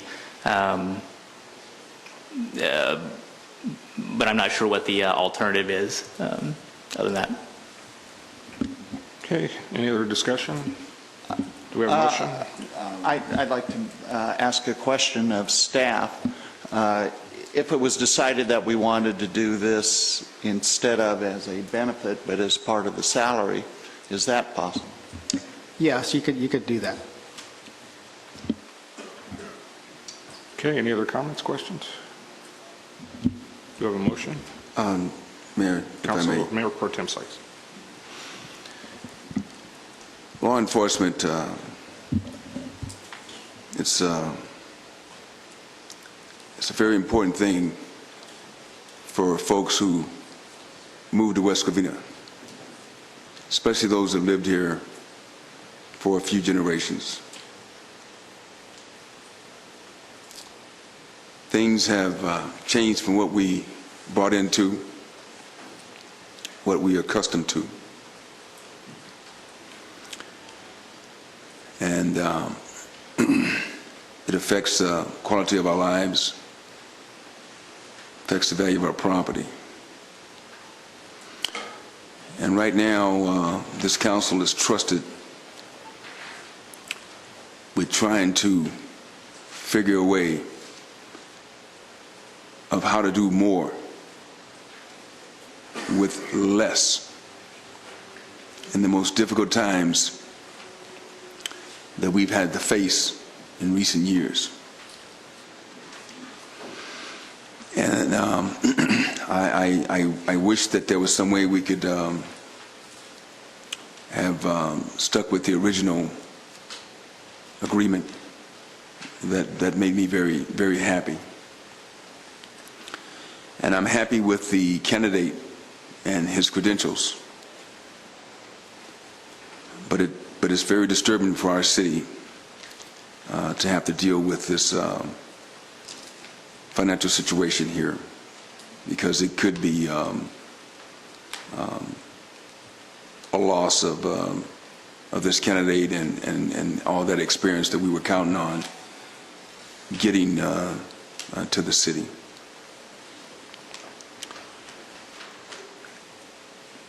And I would dearly love to support this going forward, but I am definitely troubled about that increase that that the citizens have to bear right now at a tough time, when we're getting one when we need many. And I think someone had a question earlier about what was the choice of going forward if we don't support this tonight. Okay, any other comments, questions? I'm not sure what that was, the comment about not going forward tonight. Can I don't know either. Yeah. Okay. Can I just ask another question? Councilmember Toma. What's the what would happen if this did not get approved tonight in terms of the search and the inquiry for the next police chief? Well, essentially, first of all, I believe Mr. Faulkner would not accept the position without the increase, so he would not be coming with us. The alternative is that I do feel that the recruitment that we did go through, I don't know if we would get any more qualified candidates. I do want to say that there was an internal position, and even though he does not have many years of experience, he's very highly respected, and he has a lot of integrity, and I think that, he would do a good job. The only difference is that, and the reason why I selected Mr. Faulkner over that individual, is that Mr. Faulkner had just a lot more of experience. So there is the potential that we could use the in-house candidate and maybe we just provide it or appoint him promotion or provisionally just to see how he works out. We can do that, or I can go out for another recruitment. And but I think that if this doesn't pan out, what I would like to do is I would like to look at the in-house candidate and try that out, see if that works out. Okay. Any other comments, discussion? Do we have a motion?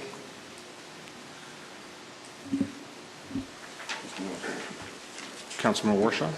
Mr. Mayor, I make a resolution, the city of the West Covina, California, to adopt the benefits for the individuals. Okay, we have a motion. Do we have a second? I second. Okay, moved and second. All those in favor say aye. Aye. Aye. Opposed? No. Okay, motion fails. So, City Manager Chung, would you like to bring us back to the next meeting again for direction, or do you have direction tonight? I don't believe I don't need council direction further at this point in time. I would need to go back and look at. Okay. Thanks. So you bring it back. Thank you. Okay, next item on the agenda. That concludes the consent calendar. We move to annual appointments of the City Council representatives. I apologize. I meant to have the secretaries copy this. Let me read through the list that I put together after getting input from each of the council members. Do you have the chart there in your book. Yeah, they don't have names. They don't have names on it. They don't have names on it, though. I know they don't. Oh. I forgot to copy it, I'm sorry. But I'm going to read the names right now, okay? City Schools Liaison Committee, and let me just say, this is open for discussion. I tried to take everybody's first choice, second choice, third choice in order. So if, and Councilmember Sykes was gracious enough to say he'd fill in wherever, so these are totally random, so. Anyway, City Schools Liaison Committee, Representative Toma, alternate Warshaw. LA Works, Representative Spence, alternate Toma. Foothill Transit, Representative Warshaw, alternate Toma. Mosquito Abatement District, Representative Spence, 7 a.m. on Fridays. Yeah. Anybody can take that one. LA County City Selection Committee, that was me, and they don't need an alternate. And then Sanitation District Board, I'm the representative, Mayor Pro Tem Sykes, the alternate.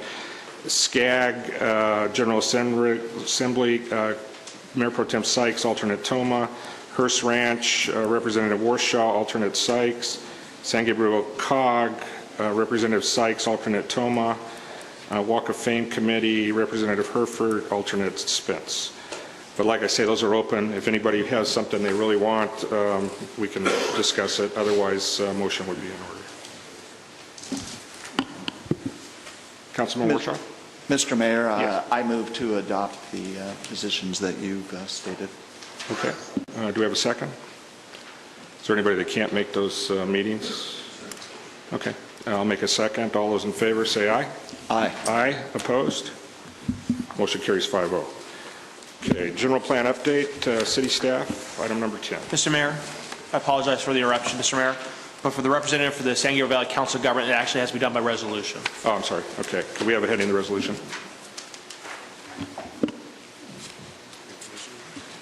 I'm getting the members. City clerk. That's Resolution 2014-2, a resolution of the City Council of the City of West Covina, California, naming Fred Sykes as the governing board representative to the San Gabriel Valley Council of Governments and James Toma as the alternate. I'll make a motion to approve. Do we have a second? Second. Moved in second. All those in favor say aye. Aye. Aye. Opposed? Motion carries 5-0. Okay, now we're to general plan. City manager, brief staff report. Yes, Mr. Anthony will present this detailed staff report. Thank you.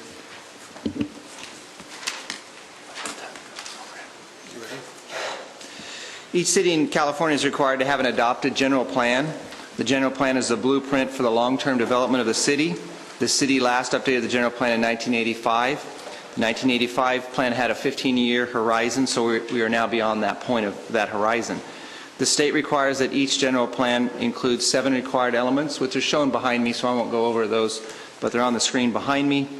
And while the state law does establish basic requirements about the issues that general plans must address, there is considerable flexibility in preparing a general plan update. Much is left up to the discretion and priorities of an individual city. The current general plan includes all the required elements and 3 additional elements, which are economic development, human resources, and design. Because of the complexity and expertise needed to update a general plan, most cities contract with consultants to assist a city in the update. Staff has been making preparations for the possibility of updating the general plan. The first step in that process is to prepare a request for proposals, sometimes referred to as an RFP, to be sent out to consultants, which allows for the submittal of proposals. Based on the submitted proposals, the city would then hire a consultant to assist with the processing of the update of the general plan. In preparing the request for proposal, it is important for staff to receive City Council input. Therefore, staff is providing a report on the following issues: approaches to updating a general plan, financing, issues to be included in the request for proposal, and recommendation. So the first of those is the approaches. In communicating with consultants, there appear to be 3 different approaches that cities can take to update a general plan. These approaches are not mutually exclusive, but general descriptions that allow for communication of how a city wants to proceed with an update. This is especially important when cities send out a request for proposals so that consultants will understand the time, work options, and financing that the city intends. I'm going to briefly describe each of these approaches. The first one is visionary. This option is often used by communities that have experienced substantial changes or where their general plan no longer reflects the present and future realities of the community. This approach includes a comprehensive overhaul of the general plan. The process for this type of update typically includes extensive visioning and outreach. The amount of community involvement and methods for including the public can vary greatly. However, this type of update usually includes a robust outreach program aimed at creating broad-based community support for the general plan update. A visionary general plan update may take the city in a new direction, which might include extensive analysis beyond that required for a typical environmental review process.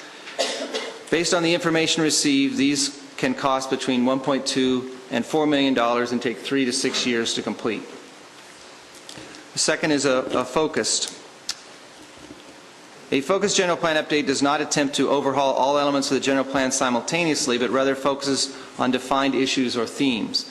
This type of update allows a jurisdiction to decline updating elements or portions of elements that might still be current. This type of general plan update approach is used when portions of the general plan are out of date, but the overall vision and direction of the city is still valid. For large portions of the city that have been developed with single-family or other types of residential uses, it is unlikely that there will be significant changes to land use designations or zoning. In these cases, the focus is on the commercial or industrial areas of the city where infill development is most likely to occur. Focused general plans can cost between $500,000 and $800,000 and take 18 months to 2 years to complete. Lastly, we have the legally adequate. The goal of this type of update would be to prepare a legal yet minimal low-budget update. This update would seek to satisfy the statutory update requirements in the most cost-effective manner. A legally adequate update assumes no change in land uses and the minimum outreach necessary to inform the public of the process and ensure appropriate participation and review of the documents. This approach would allow the city to address the legal adequacy of the general plan and defer additional changes and more extensive outreach for a subsequent phase or update effort. This type of general plan update can cost between $250,000 and $500,000 and take 12 to 18 months to complete. In terms of financing, the city has been preparing for the potential of a general plan update by identifying various funding sources. In the early 1990s, the city established a general plan maintenance fee that is charged to applicants of discretionary entitlement permits. In addition, the city has set aside funds received per Proposition C, which is a transportation fund.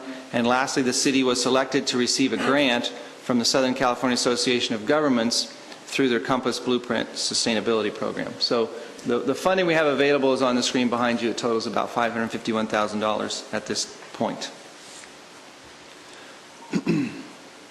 So issues to be included in the request for proposal. Staff has identified the issues that the city needs to clarify in the request for proposal to provide guidance to the consultants. The issues are the approach to take in updating the general plan, public outreach, and optional work products. So we're going to start with the approach, which I just talked about the various approaches that were available. Again, those are not mutually exclusive, but rather descriptive, so that we can provide information to a consultant so that we can get good, qualified, and consistent proposals. In considering what approach to take in updating the general plan, the following should be considered. West Covina is a built-out city where future development will replace existing development. The great majority of the land use of the city is comprised of single-family and multifamily neighborhoods. Established residential neighborhoods should be protected and supported. The focus should be on potential areas of change from a strategic standpoint to establish goals and policies to direct growth to selected areas. New development should be limited to densities that do not exceed the capacity of the city to provide public services and adequate public safety. The city has limited funds to devote to the general plan update. There has not been any recent visioning or community outreach regarding what residents value and changes that the community would like to see, and new infill development opportunities should be identified. For these reasons, staff believes it is appropriate to embark on a focused general plan update, but with increased public outreach and community workshops. A focused general plan update could allow the process to focus on key opportunity change areas such as the Azusa Corridor, Central Business District, which we're in here, BKK Landfill area, or the Auto Mall along the freeway, thus preserving the residential neighborhoods.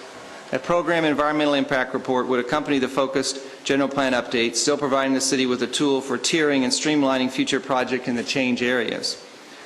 This approach would allow the city to be proactive about updating the general plan in a more fiscally responsible manner while allowing for appropriate community outreach and the creation of a vision for future development. As they are not required, and in order to be cost-conscious, staff is proposing to focus on the 7 required elements and include the existing additional elements as components in the required elements.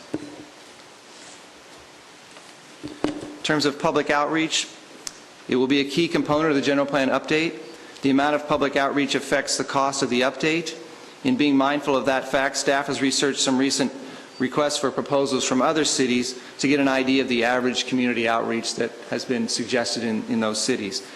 So staff is suggesting that the requests for proposals include the following public outreach: 2 public hearings for the City Council, 2 public hearings for the Planning Commission, 3 joint City Council Planning Commission workshops, and 7 community meetings in a variety of locations around the city. That will be a total of 14 public meetings. In addition, the request for proposal will request the use of social media and technology to increase opportunities for public interaction outside of a traditional meeting setting.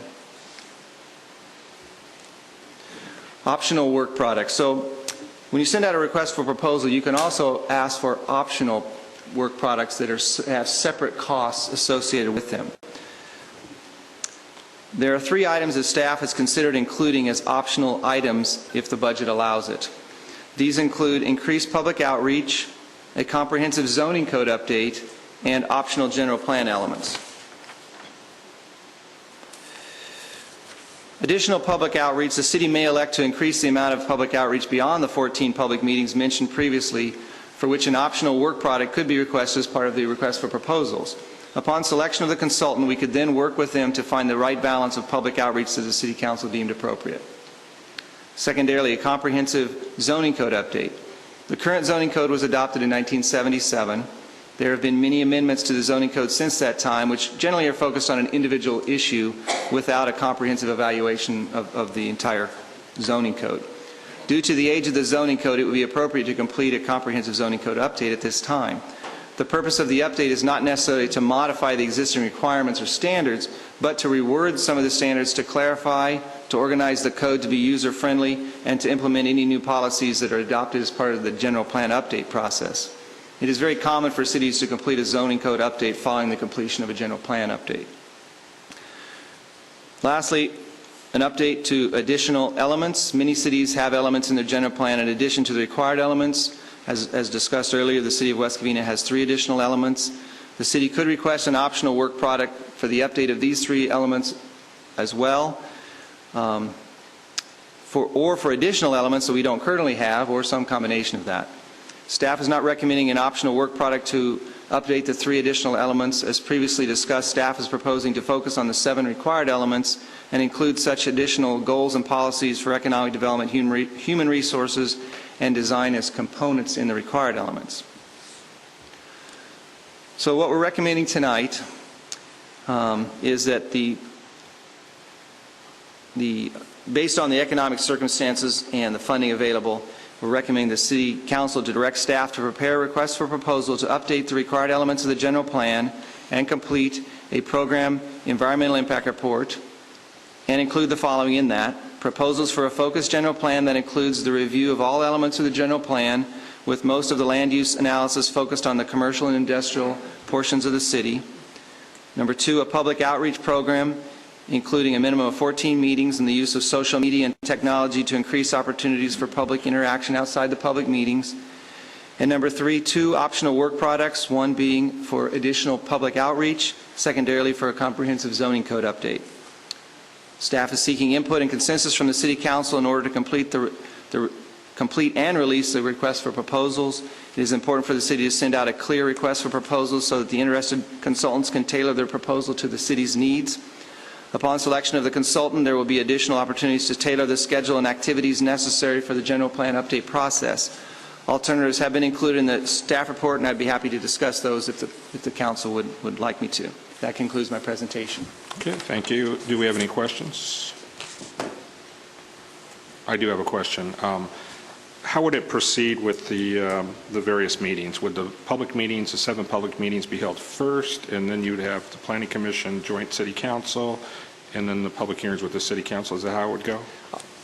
I don't have that firmly in mind yet. I'd like to get the consultant on board and see what they think. In my mind, though, Councilmember Herford, I think that's probably how it kind of would go, but it might not be all the public meetings first. There might be a series of public meetings and then some work done and then brought back and presented to the public before it went to the council. Okay. And the workshops might be interspersed in there too, the joint council planning commission workshops. Okay. What do we estimate a time frame on completion? My rough guess at this point is probably 18 months to 2 years. Okay. Any other questions? Seeing none, do we have a motion? Comments. Comments, I'm sorry, go ahead. Jeff, thank you for your work. I think you've done an excellent job. We heard from some people tonight talking about their neighborhoods, not only the commercial and industrial, but also the residential. And I do think we need to have that comprehensive zoning code update that will help with that. We haven't updated our general plan. I think it was 1986 was the last time we did it, and I think everyone would agree that it needs to be updated. This city doesn't have a downtown. People need to decide, do we need a downtown, and if so, where? We need to look at, now that essentially redevelopment is gone, how can we help if we do decide a downtown and we can decide where we want a downtown, how can we bring in development for that? One is we probably need to look at overlay zones so that we can help on the city side with making it easier and quicker for businesses to come into an area that we want them to come in and are the types of businesses that we want. So I am very much in favor of what's been recommended tonight. Okay, any other comments, questions? Do we have a motion? Councilmember Warshaw? Councilmember Toma? Yeah, I move to approve the staff's recommendation. I'll second it. Moved and second. All those in favor say aye. Aye. Opposed? Motion carries 5-0. Let's take a quick break, okay?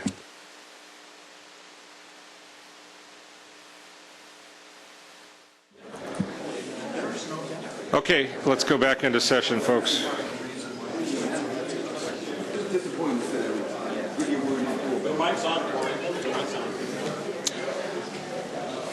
Okay, ladies and gentlemen, we're back in session. Item 11. City staff, quick report on this. Yes, Mr. Anderson will give a report on this. Thank you. At the City Council meeting of December 17, 2013, the Council approved a code amendment for the residential agricultural single-family zone and directed staff to bring back a release of moratorium for the 79 lots in the South Hills area. The code amendment ordinance was introduced at that meeting. The ordinance will amend Chapter 26, which is a zoning section, to require a 10-foot level area in the hillside areas between the house and the slope, to require greater setbacks for decks and balconies, and to require 3-car garages for houses greater than 4,500 square feet or 5 bedrooms. At the hearing, the Council requested an amendment to the proposed standards for the deck and balcony setbacks to exempt lots from the additional setback requirements if they're adjacent to permanent open space. And the wording of the change is shown in your staff reports. That change has been made to the code amendment tonight, and the ordinance will, if the second reading is approved tonight, the ordinance will take effect on February 20th, 2014. In addition, the Council directed staff to prepare an ordinance for introduction to remove the moratorium on the 79 lots in the South Hills area. A second reading for this ordinance will occur on February 4th, and the repeal of the moratorium will take effect 30 days after that. So that concludes my presentation. Any questions? Do we have a motion? Mr. Mayor, these two ordinances should be taken separately. One's an adoption of the second reading, the other is the introduction. Okay, I'll make a motion to adopt the ordinances. Do we have a second? Moved in second. City Clerk, can you read the first ordinance? The ordinance 2254, an ordinance of the City Council of the City of West Covina, California, amending Chapter 26 of the West Covina Municipal Code related to residential agricultural single-family zone development standards. And this would be the second reading, so this would be an adoption of this ordinance. Okay, we had a motion by Councilmember Warshaw and second by Mayor Herford. So All those in favor, say aye. Aye. Aye. Opposed? Motion carries 4-1. Ordinance number 2. This is the introduction of an ordinance of the City Council of the City of West Covina, California, repealing ordinance number 2243 and ordinance number 2245, prohibiting grading or construction of residential structures in specified areas of the city. If this is introduced tonight, the second reading will come back. Okay. Moved by Spence. Do we have a second? Second. Second by Sykes. All those in favor say aye. Aye. Aye. Opposed? Motion carries 5-0. Okay. Next item on the agenda is council member mayor reports. First item is council member Mike Spence, the gun buyback program. Council member Spence.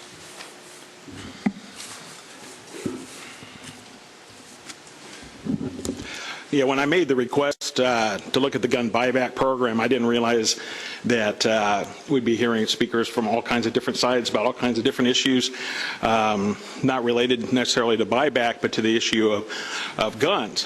And, you know, gun ranges, how many people own guns, you know, the mental health issues surviving, revolving around gun use, or some gun crimes, things like that. I wanted to just focus on the gun buyback program itself, the way we were doing it here in West Covina, because what I initially saw concerned me. When you look at the memorandum that's prepared by the city, it says that the goal of a gun buyback program is to increase public safety by removing unwanted or illegal firearms from our community that could be used in the commission of crimes. And, you know, okay, and I wanted to go, if that's actually what our goal is, you know, we want to increase public safety. If you look at gun buyback studies, most of the guns that are turned in are junk guns that cannot be used in the commission of anything because they don't work or don't revolve. That's actually Policy Magazine that most city councils get actually had a study about that. The second thing is gun buyback programs, because it's a small number of guns that are actually used or actually bought.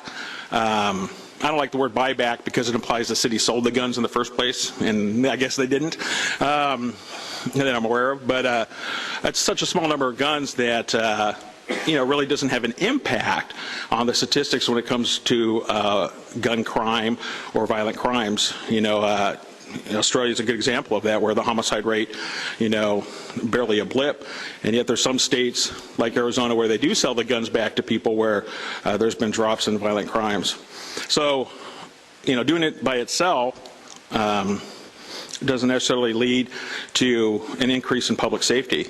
And when you add to that in the city of West Covina, since this is going to be a no questions asked, and this is what concerns me, is that you do have the possibility that unintentionally or intentionally a criminal can actually give a gun that is used in the commission of a crime, and we will destroy it for them. In addition, the people showing up at this gun buyback don't even have to be from West Covina. They don't have to show that they're the owner of the gun they're turning in. And so with a no questions asked policy, it becomes very problematic to see exactly what's coming in. And, you know, there was the example of the used rocket launcher that was turned in L.A. or the AK-47. You know, those are exactly the kind of people I want to ask questions. If someone has a rocket launcher, you know, I don't want to say there's not going to be a question asked about that, because that's something that should concern me. The city of West Covina, as noted in your agenda item there, already accepts legally possessed guns for the destruction from the public. Maybe we need to publicize that better, but the police department does do that. So I understand that there's a lot of emotions surrounding this, but it just seemed to me that if we actually wanted to do something that would increase public safety, we can spend the time the officers are going to do that day actually tracking down a lead on a crime that was committed in the city of West Covina. And that seemed to be a more productive use of time and resources than a gun buyback program that allows people not from the city, with no questions asked, to drop off guns for the most part that they could have done during the week or at another time. And so that was why If we just focus on the gun buyback program and not all the other issues that people brought up, I think it shows that it's not the best use of our time and resources. There's other ways we can do it if we want to increase public safety. Okay, any other comments? Councilmember Mayor Pro Tem Sykes or Councilmember Warshaw? Well, I do have a question. I was hoping that someone from the police department could tell us, how people can turn in a gun besides the gun program. And if we have someone and they can come down, and while they're coming down.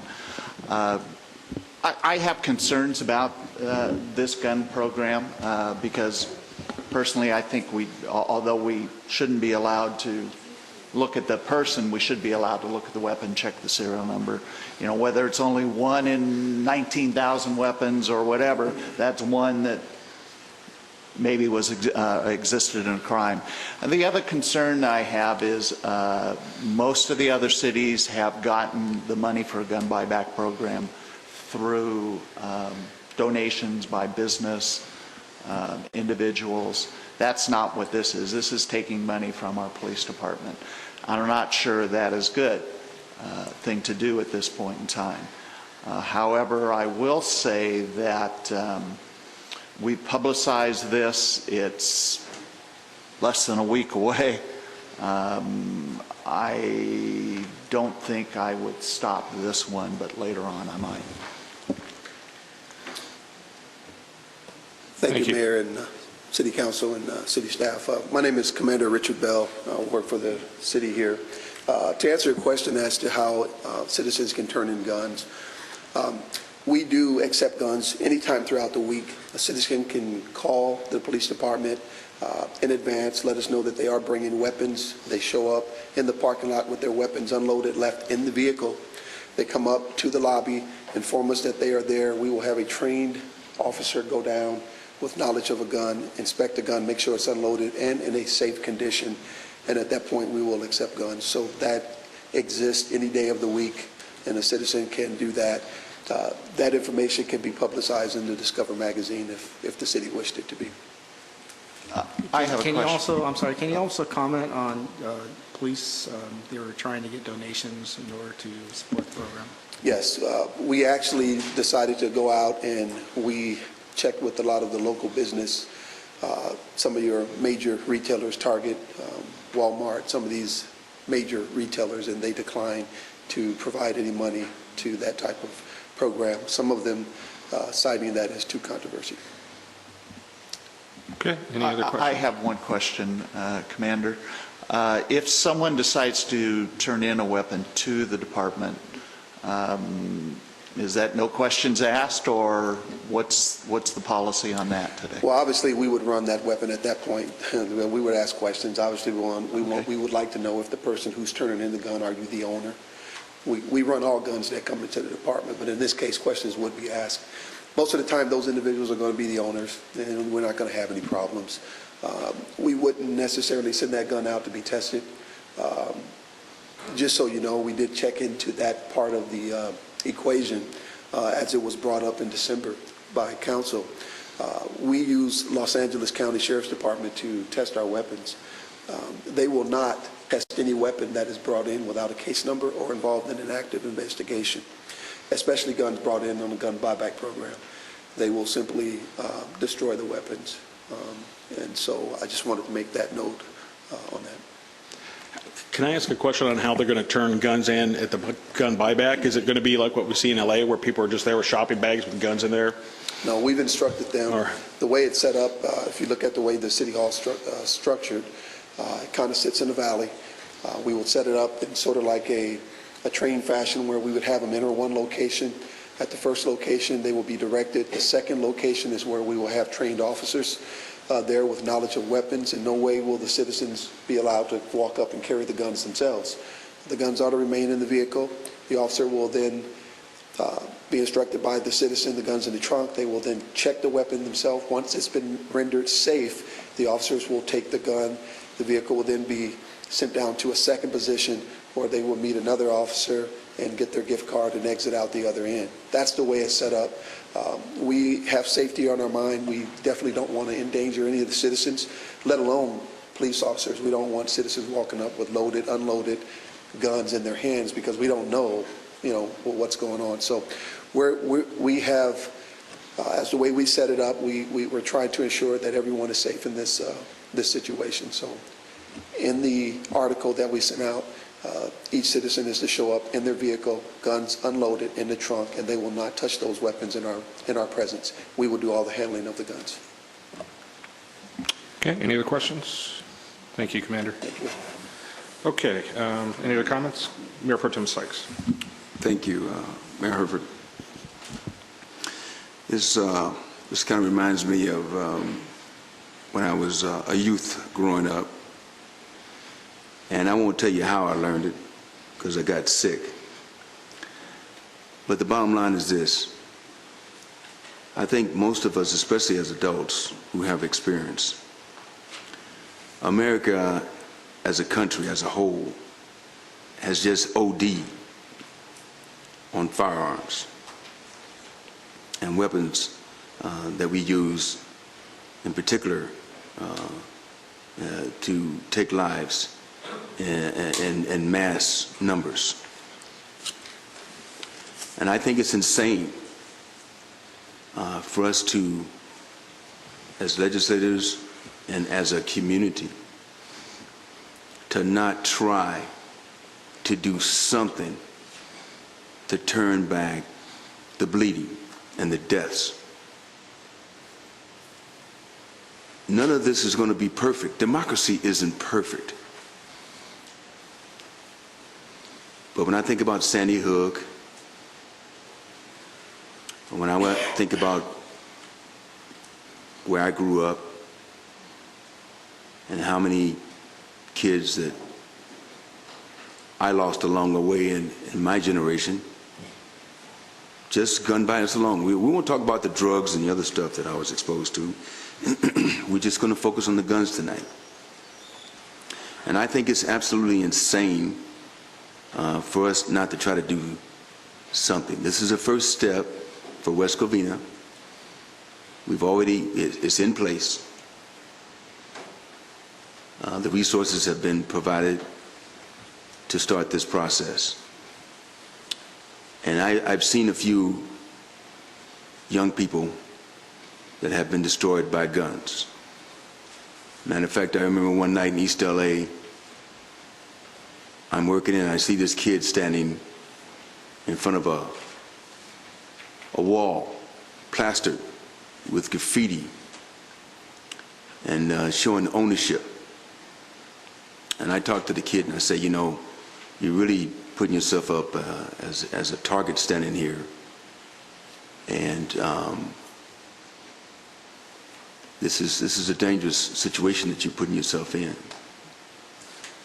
And before I could finish the conversation with this young man, I think he was about 15, 16 years old, I got a call to go to answer a call for service. And a few minutes after I drove away, the kid was cut in half with a shotgun.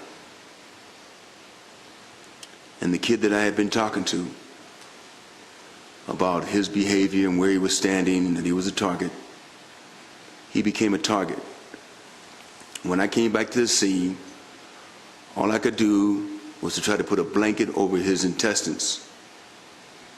And it was a cool night, and I could see the steam and the life leaving this child. Maybe you haven't seen that. Maybe you can't imagine that. But I've seen it. And that was back in 1970s. This is 2014. And Pomona's having a rash. Pomona's not far away. We've been lucky. We haven't lost as many as Pomona has. to gun violence, just gun violence. We need to do something. It's not perfect. But I support this gun buyback, and maybe as Mr. Warshaw said, Councilman Warshaw said, maybe going forward, we can alter that, or maybe if you, as a public, want to take a look and withdraw it, so be it. But tonight, I support that because I remember that kid, and there are lots of other children that are being cut down needlessly because these things are so available. Anytime, anywhere almost, you can get one. We need to start correcting this. America has OD'd, and we need to figure out how to put things back in control. Thank you for your time. Okay, Councilmember Toma. Similar to the comments already made here by the other two council members, I would not want to pull back this program. A lot of work has gone into it by our police department and our city staff. There's no magic bullet with respect to, that's a poor choice of words, isn't it? I take that back. There is no magical solution to the problems of gun violence. I think that's clear. This is a limited program. It's already been advertised in the community. If it can prevent, one accidental shooting because somebody doesn't want a gun in their home, then I think it's worth it. I think we should evaluate the program afterwards based on the comments made by the other two council members with respect to how the buyback is operated, and we can decide not to do it in the future. But at this point, I think it's something that we should go ahead and go forward with. Okay, any other comments? Well, I'd like to try to at least make a motion then that we cancel the buyback and divert those resources to following up on an unsolved gun crime in West Covina. See if there's a second for that. Okay, we have a motion. Do we have a second?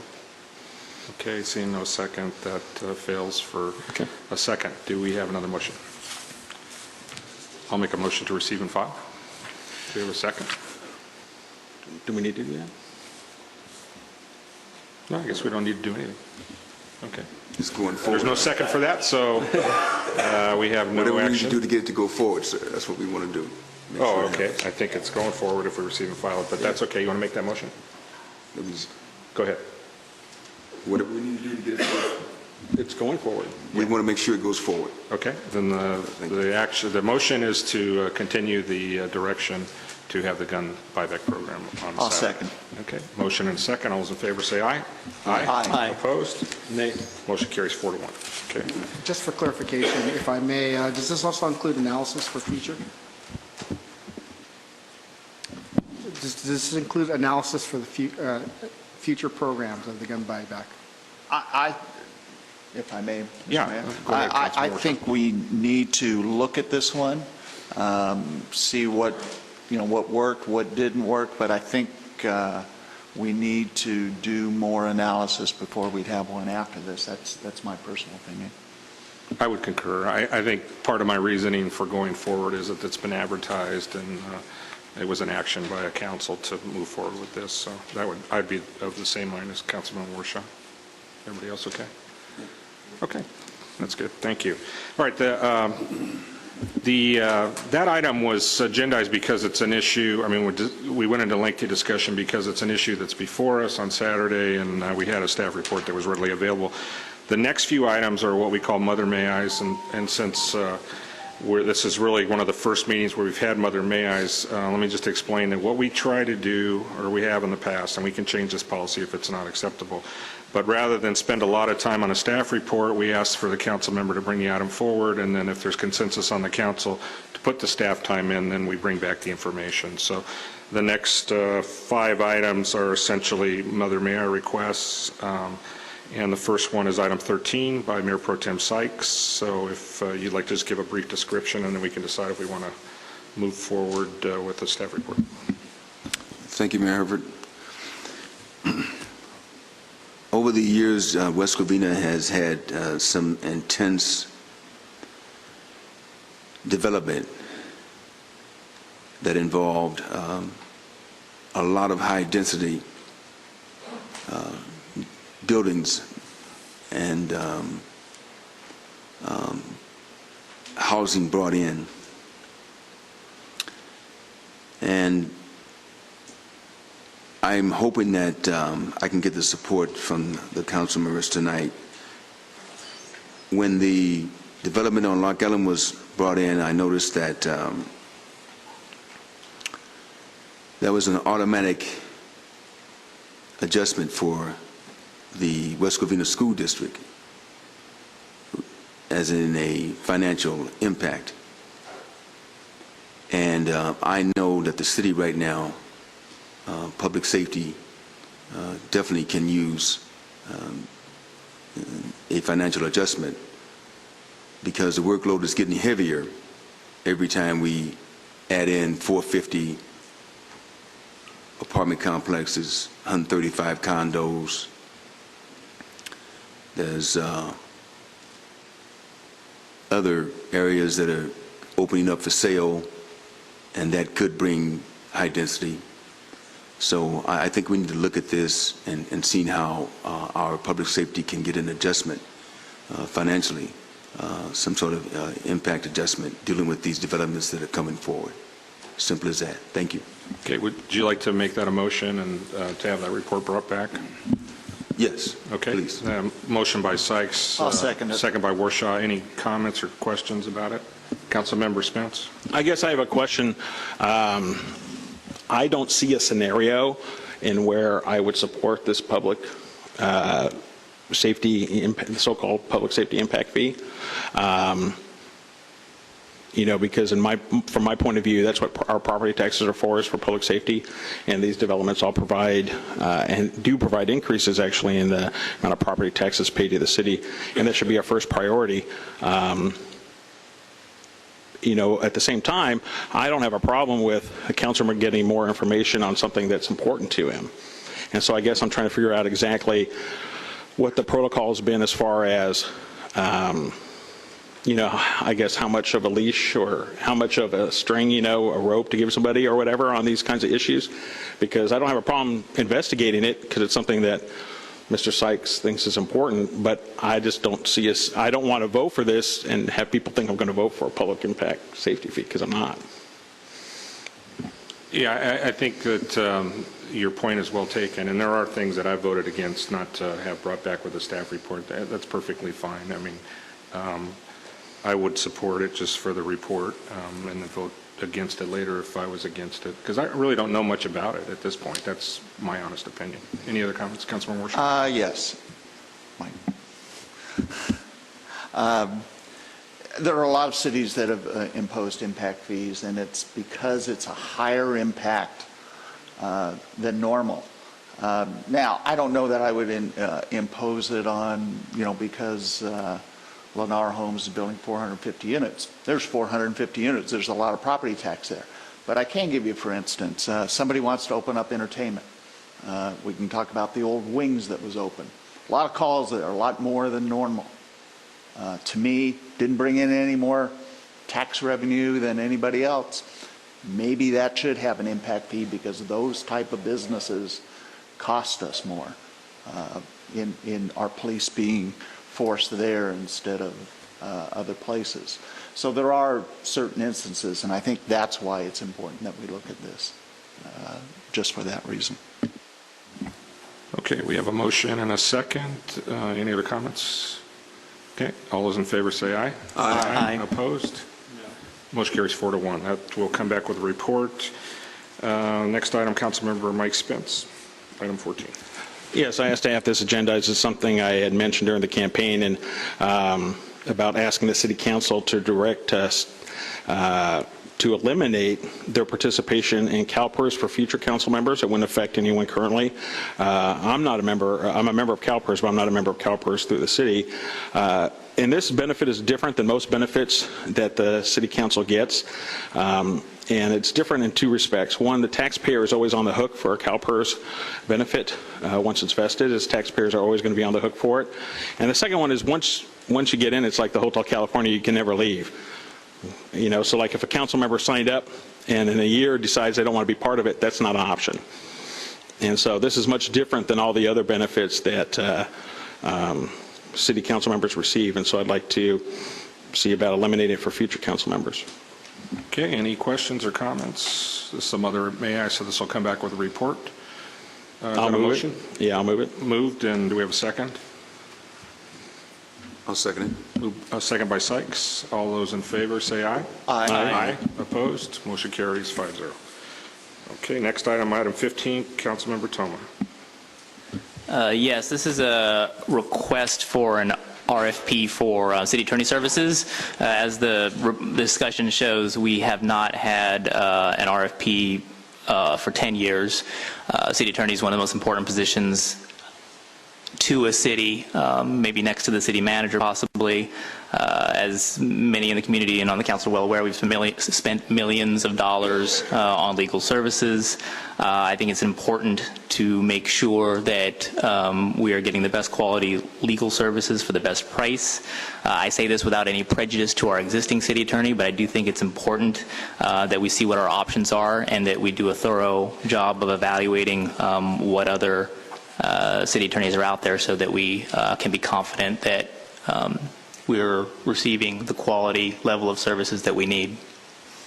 Okay, and some other may I to bring back the RFP to the City Council. I have a question. Councilmember Warshaw? This is actually in bringing back the RFP, or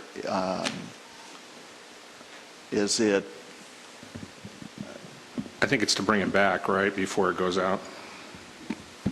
Yes, we would bring back the RFP prepared for your review and in comment before sending it out. Okay. Any other questions? Councilmember Spence. Yes, I would like to see part of that is, we had a mention today of the antiquated code dealing with city managers from the 1960s that apparently doesn't apply. And I don't know if we should include, some kind of part of the RFP about dealing with antiquated code sections so that, we as a council can deal with reviewing those and streamlining them or eliminating those that are no longer possible, those kinds of things. Is that something you could do jointly, or would that be a separate item? I mean, I totally support redoing the city manager's ordinance because that thing's really outdated. It's been outdated for 20 years. Okay, well, first of all, I think you could include it as like an add-on, just an add-on while you're doing that. I believe the issue with the city manager, though, issue is that was developed per an election, which means that the only way that one particular section can be changed is by election. Is that correct? Really? Wow, that's amazing. Okay. Well, why don't we deal with Councilmember Toma's item tonight, and then if you'd like to bring that back, that's great. Let's call for a special election. Okay, we have a request to bring back the request for proposals. Motion by Toma. I'll second that. All in favor, say aye. Aye. Motion carries 5-0.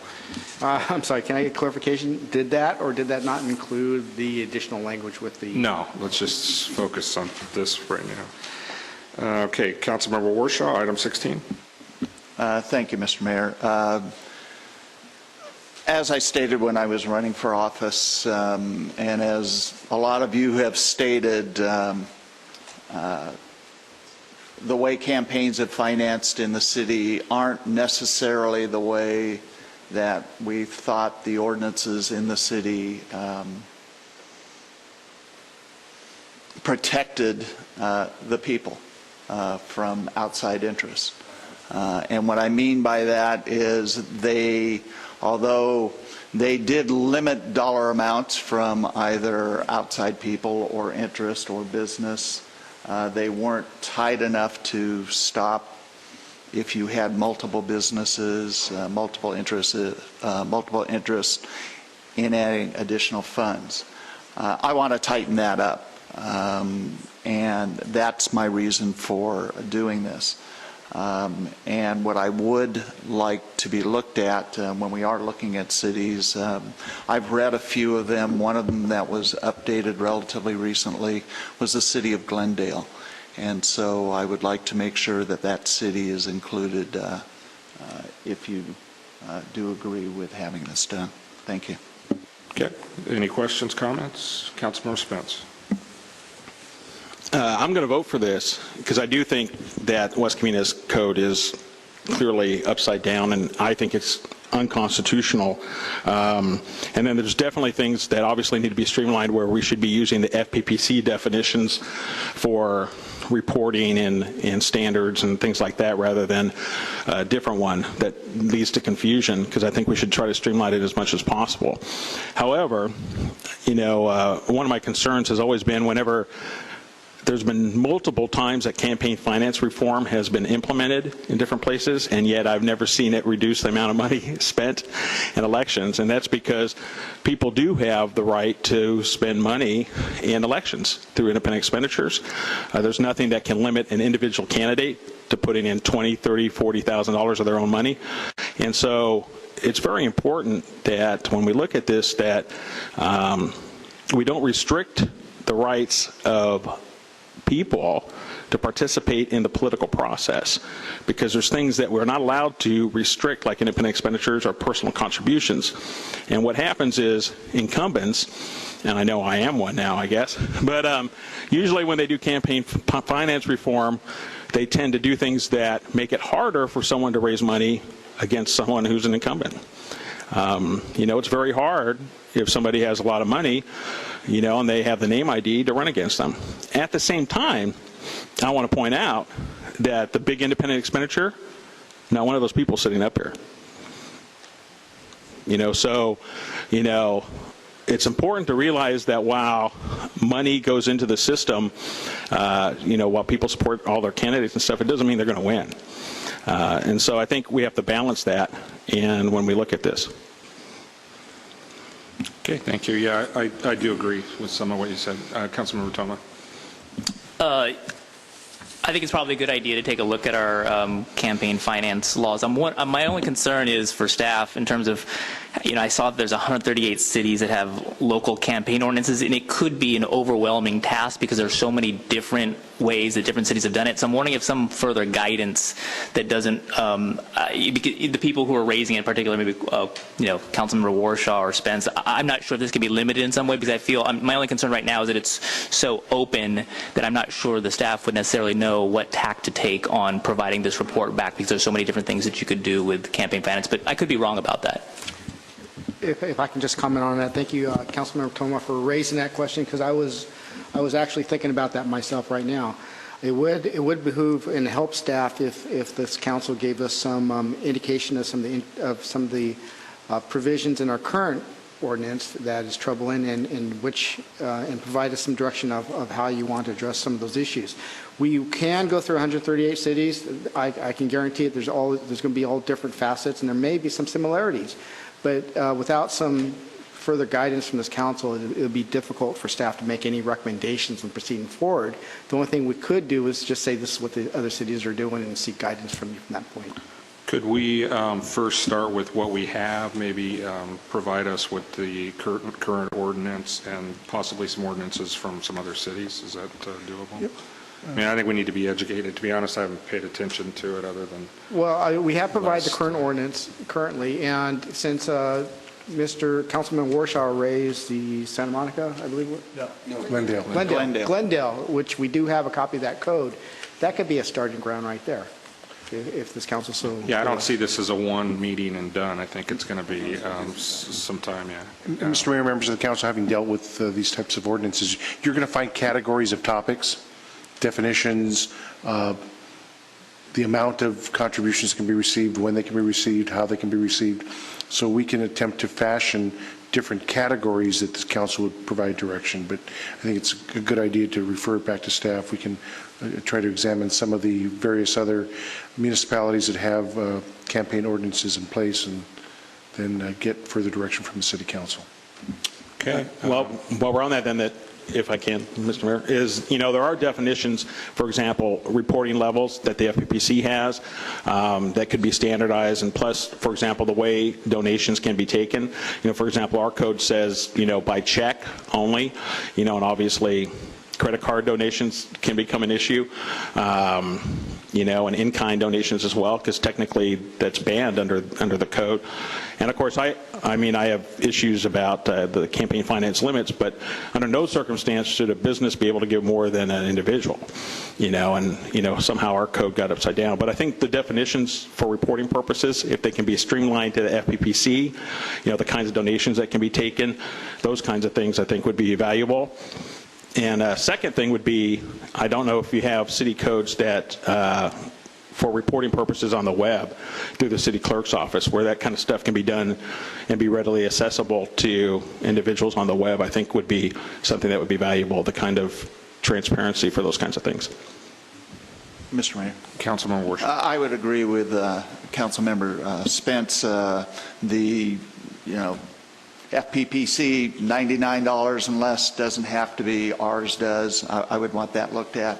One of the things Glendale does is it also looks at its vendors and what they're allowed to do, and I think that's important for us too, to make sure that we're not getting businesses that are, trying to buy our services, buy us to use their services. So that was one of the reasons why I looked at Glendale. So I would like that added in there. Thank you. Okay. Perhaps a study session might be in order for this, because, this is a bigger topic than just one meeting. This is Councilmember Warshaw. Would you mind that? I have no problem. Maybe we want staff to first take a look and decide if it should be a study session or not. Okay, because I know the city clerk has some comments on the whole code issue and stuff, and so we had talked about a couple of things during the election that were kind of loopholes and things, but anyway, not that I used those loopholes, it was the other one. There were some people that might have, I don't know, but I wasn't running, so. Councilmember Sykes. I would just like to say as Mr. Al Williams, the speaker earlier, spoke about the common man, it gets to be cost prohibitive, like what happened with candidate Johnson, that he should have to pay. We need to figure out how to get some fairness, because the money factor is just overwhelming in the way of it's skewed towards that, and that definitely prevents some good people that we have in our community from, they don't even think about it because of the sacrifice that it takes in order to run. So that's why I support this, that we can take a study from all different perspectives, and I'm hoping we can get some input from the community, people who do want to participate in our government process but feel that the finance is just prohibitive. Maybe we can get some ideas from folks off. So I hope people are listening and that they too come to City Hall and get involved in this issue, because it's about democracy and how do we make it work better. Thank you.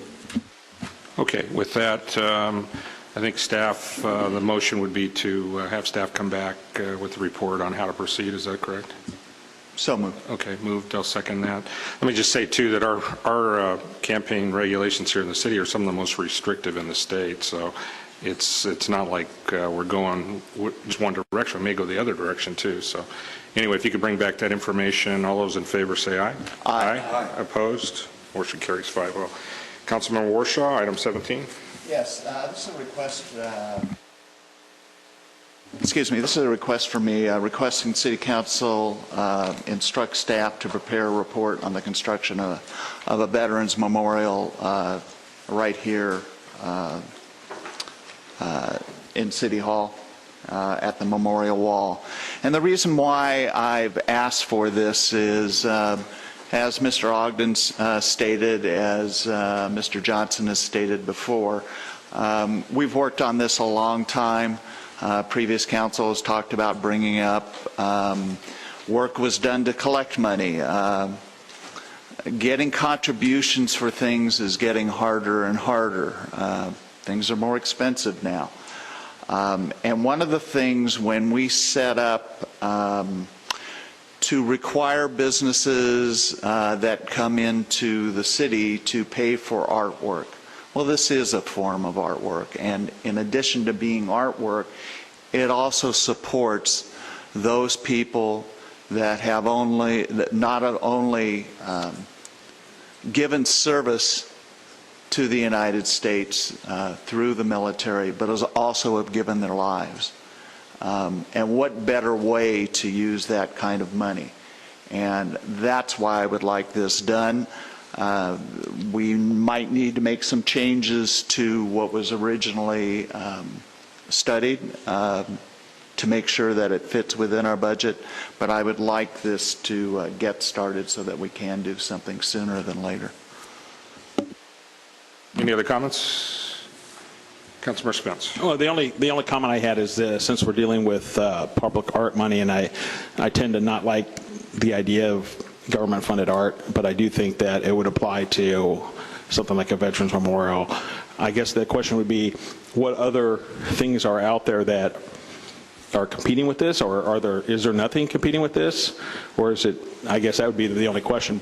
I mean, obviously, I would prioritize this, but I'm just, as we deal with that, I'd like to know a little bit more about how that fund is spent and how it has been spent. I think Doug can come back with a report. Yeah, I think it'll be pretty clear. Okay, motion by Warshaw. Someone second. Second by Sykes. All those in favor say aye. Aye. Opposed? Motion carries 5-0 to bring that back. That concludes the Mother May I list. City Council comments? Any comments? I have a comment. Councilman Warshaw. It's been expressed to me, and I think other council members, that maybe we stop the Mother May I's just and ask for things to be agendized. I'm the only, I know of us being the only city that has to say, Mother May I, and, you know. I think it was just a cost-saving item because if there was no direction to go anywhere with it, then it would just save in time. No. It's not that. It's just the wording. Oh, the wording. Okay. Yeah. All right. I'll call it something else. I don't know. Okay. Any other comments? With that, I do have some adjournments. First off, longtime resident, former council member, mayor, and reserve police officer Kathy Howard. Longtime resident, retired member of the West Covina Fire Department, Harold Schwartz, and longtime resident, Jerry Graham. So our thoughts and prayers go out to each of these families during this difficult time. So I'll make a motion to adjourn in their memory. Second. I'll second. Second. Any comments? We good? All right, everybody, all in favor, say aye. Aye. We're adjourned. I'm sorry.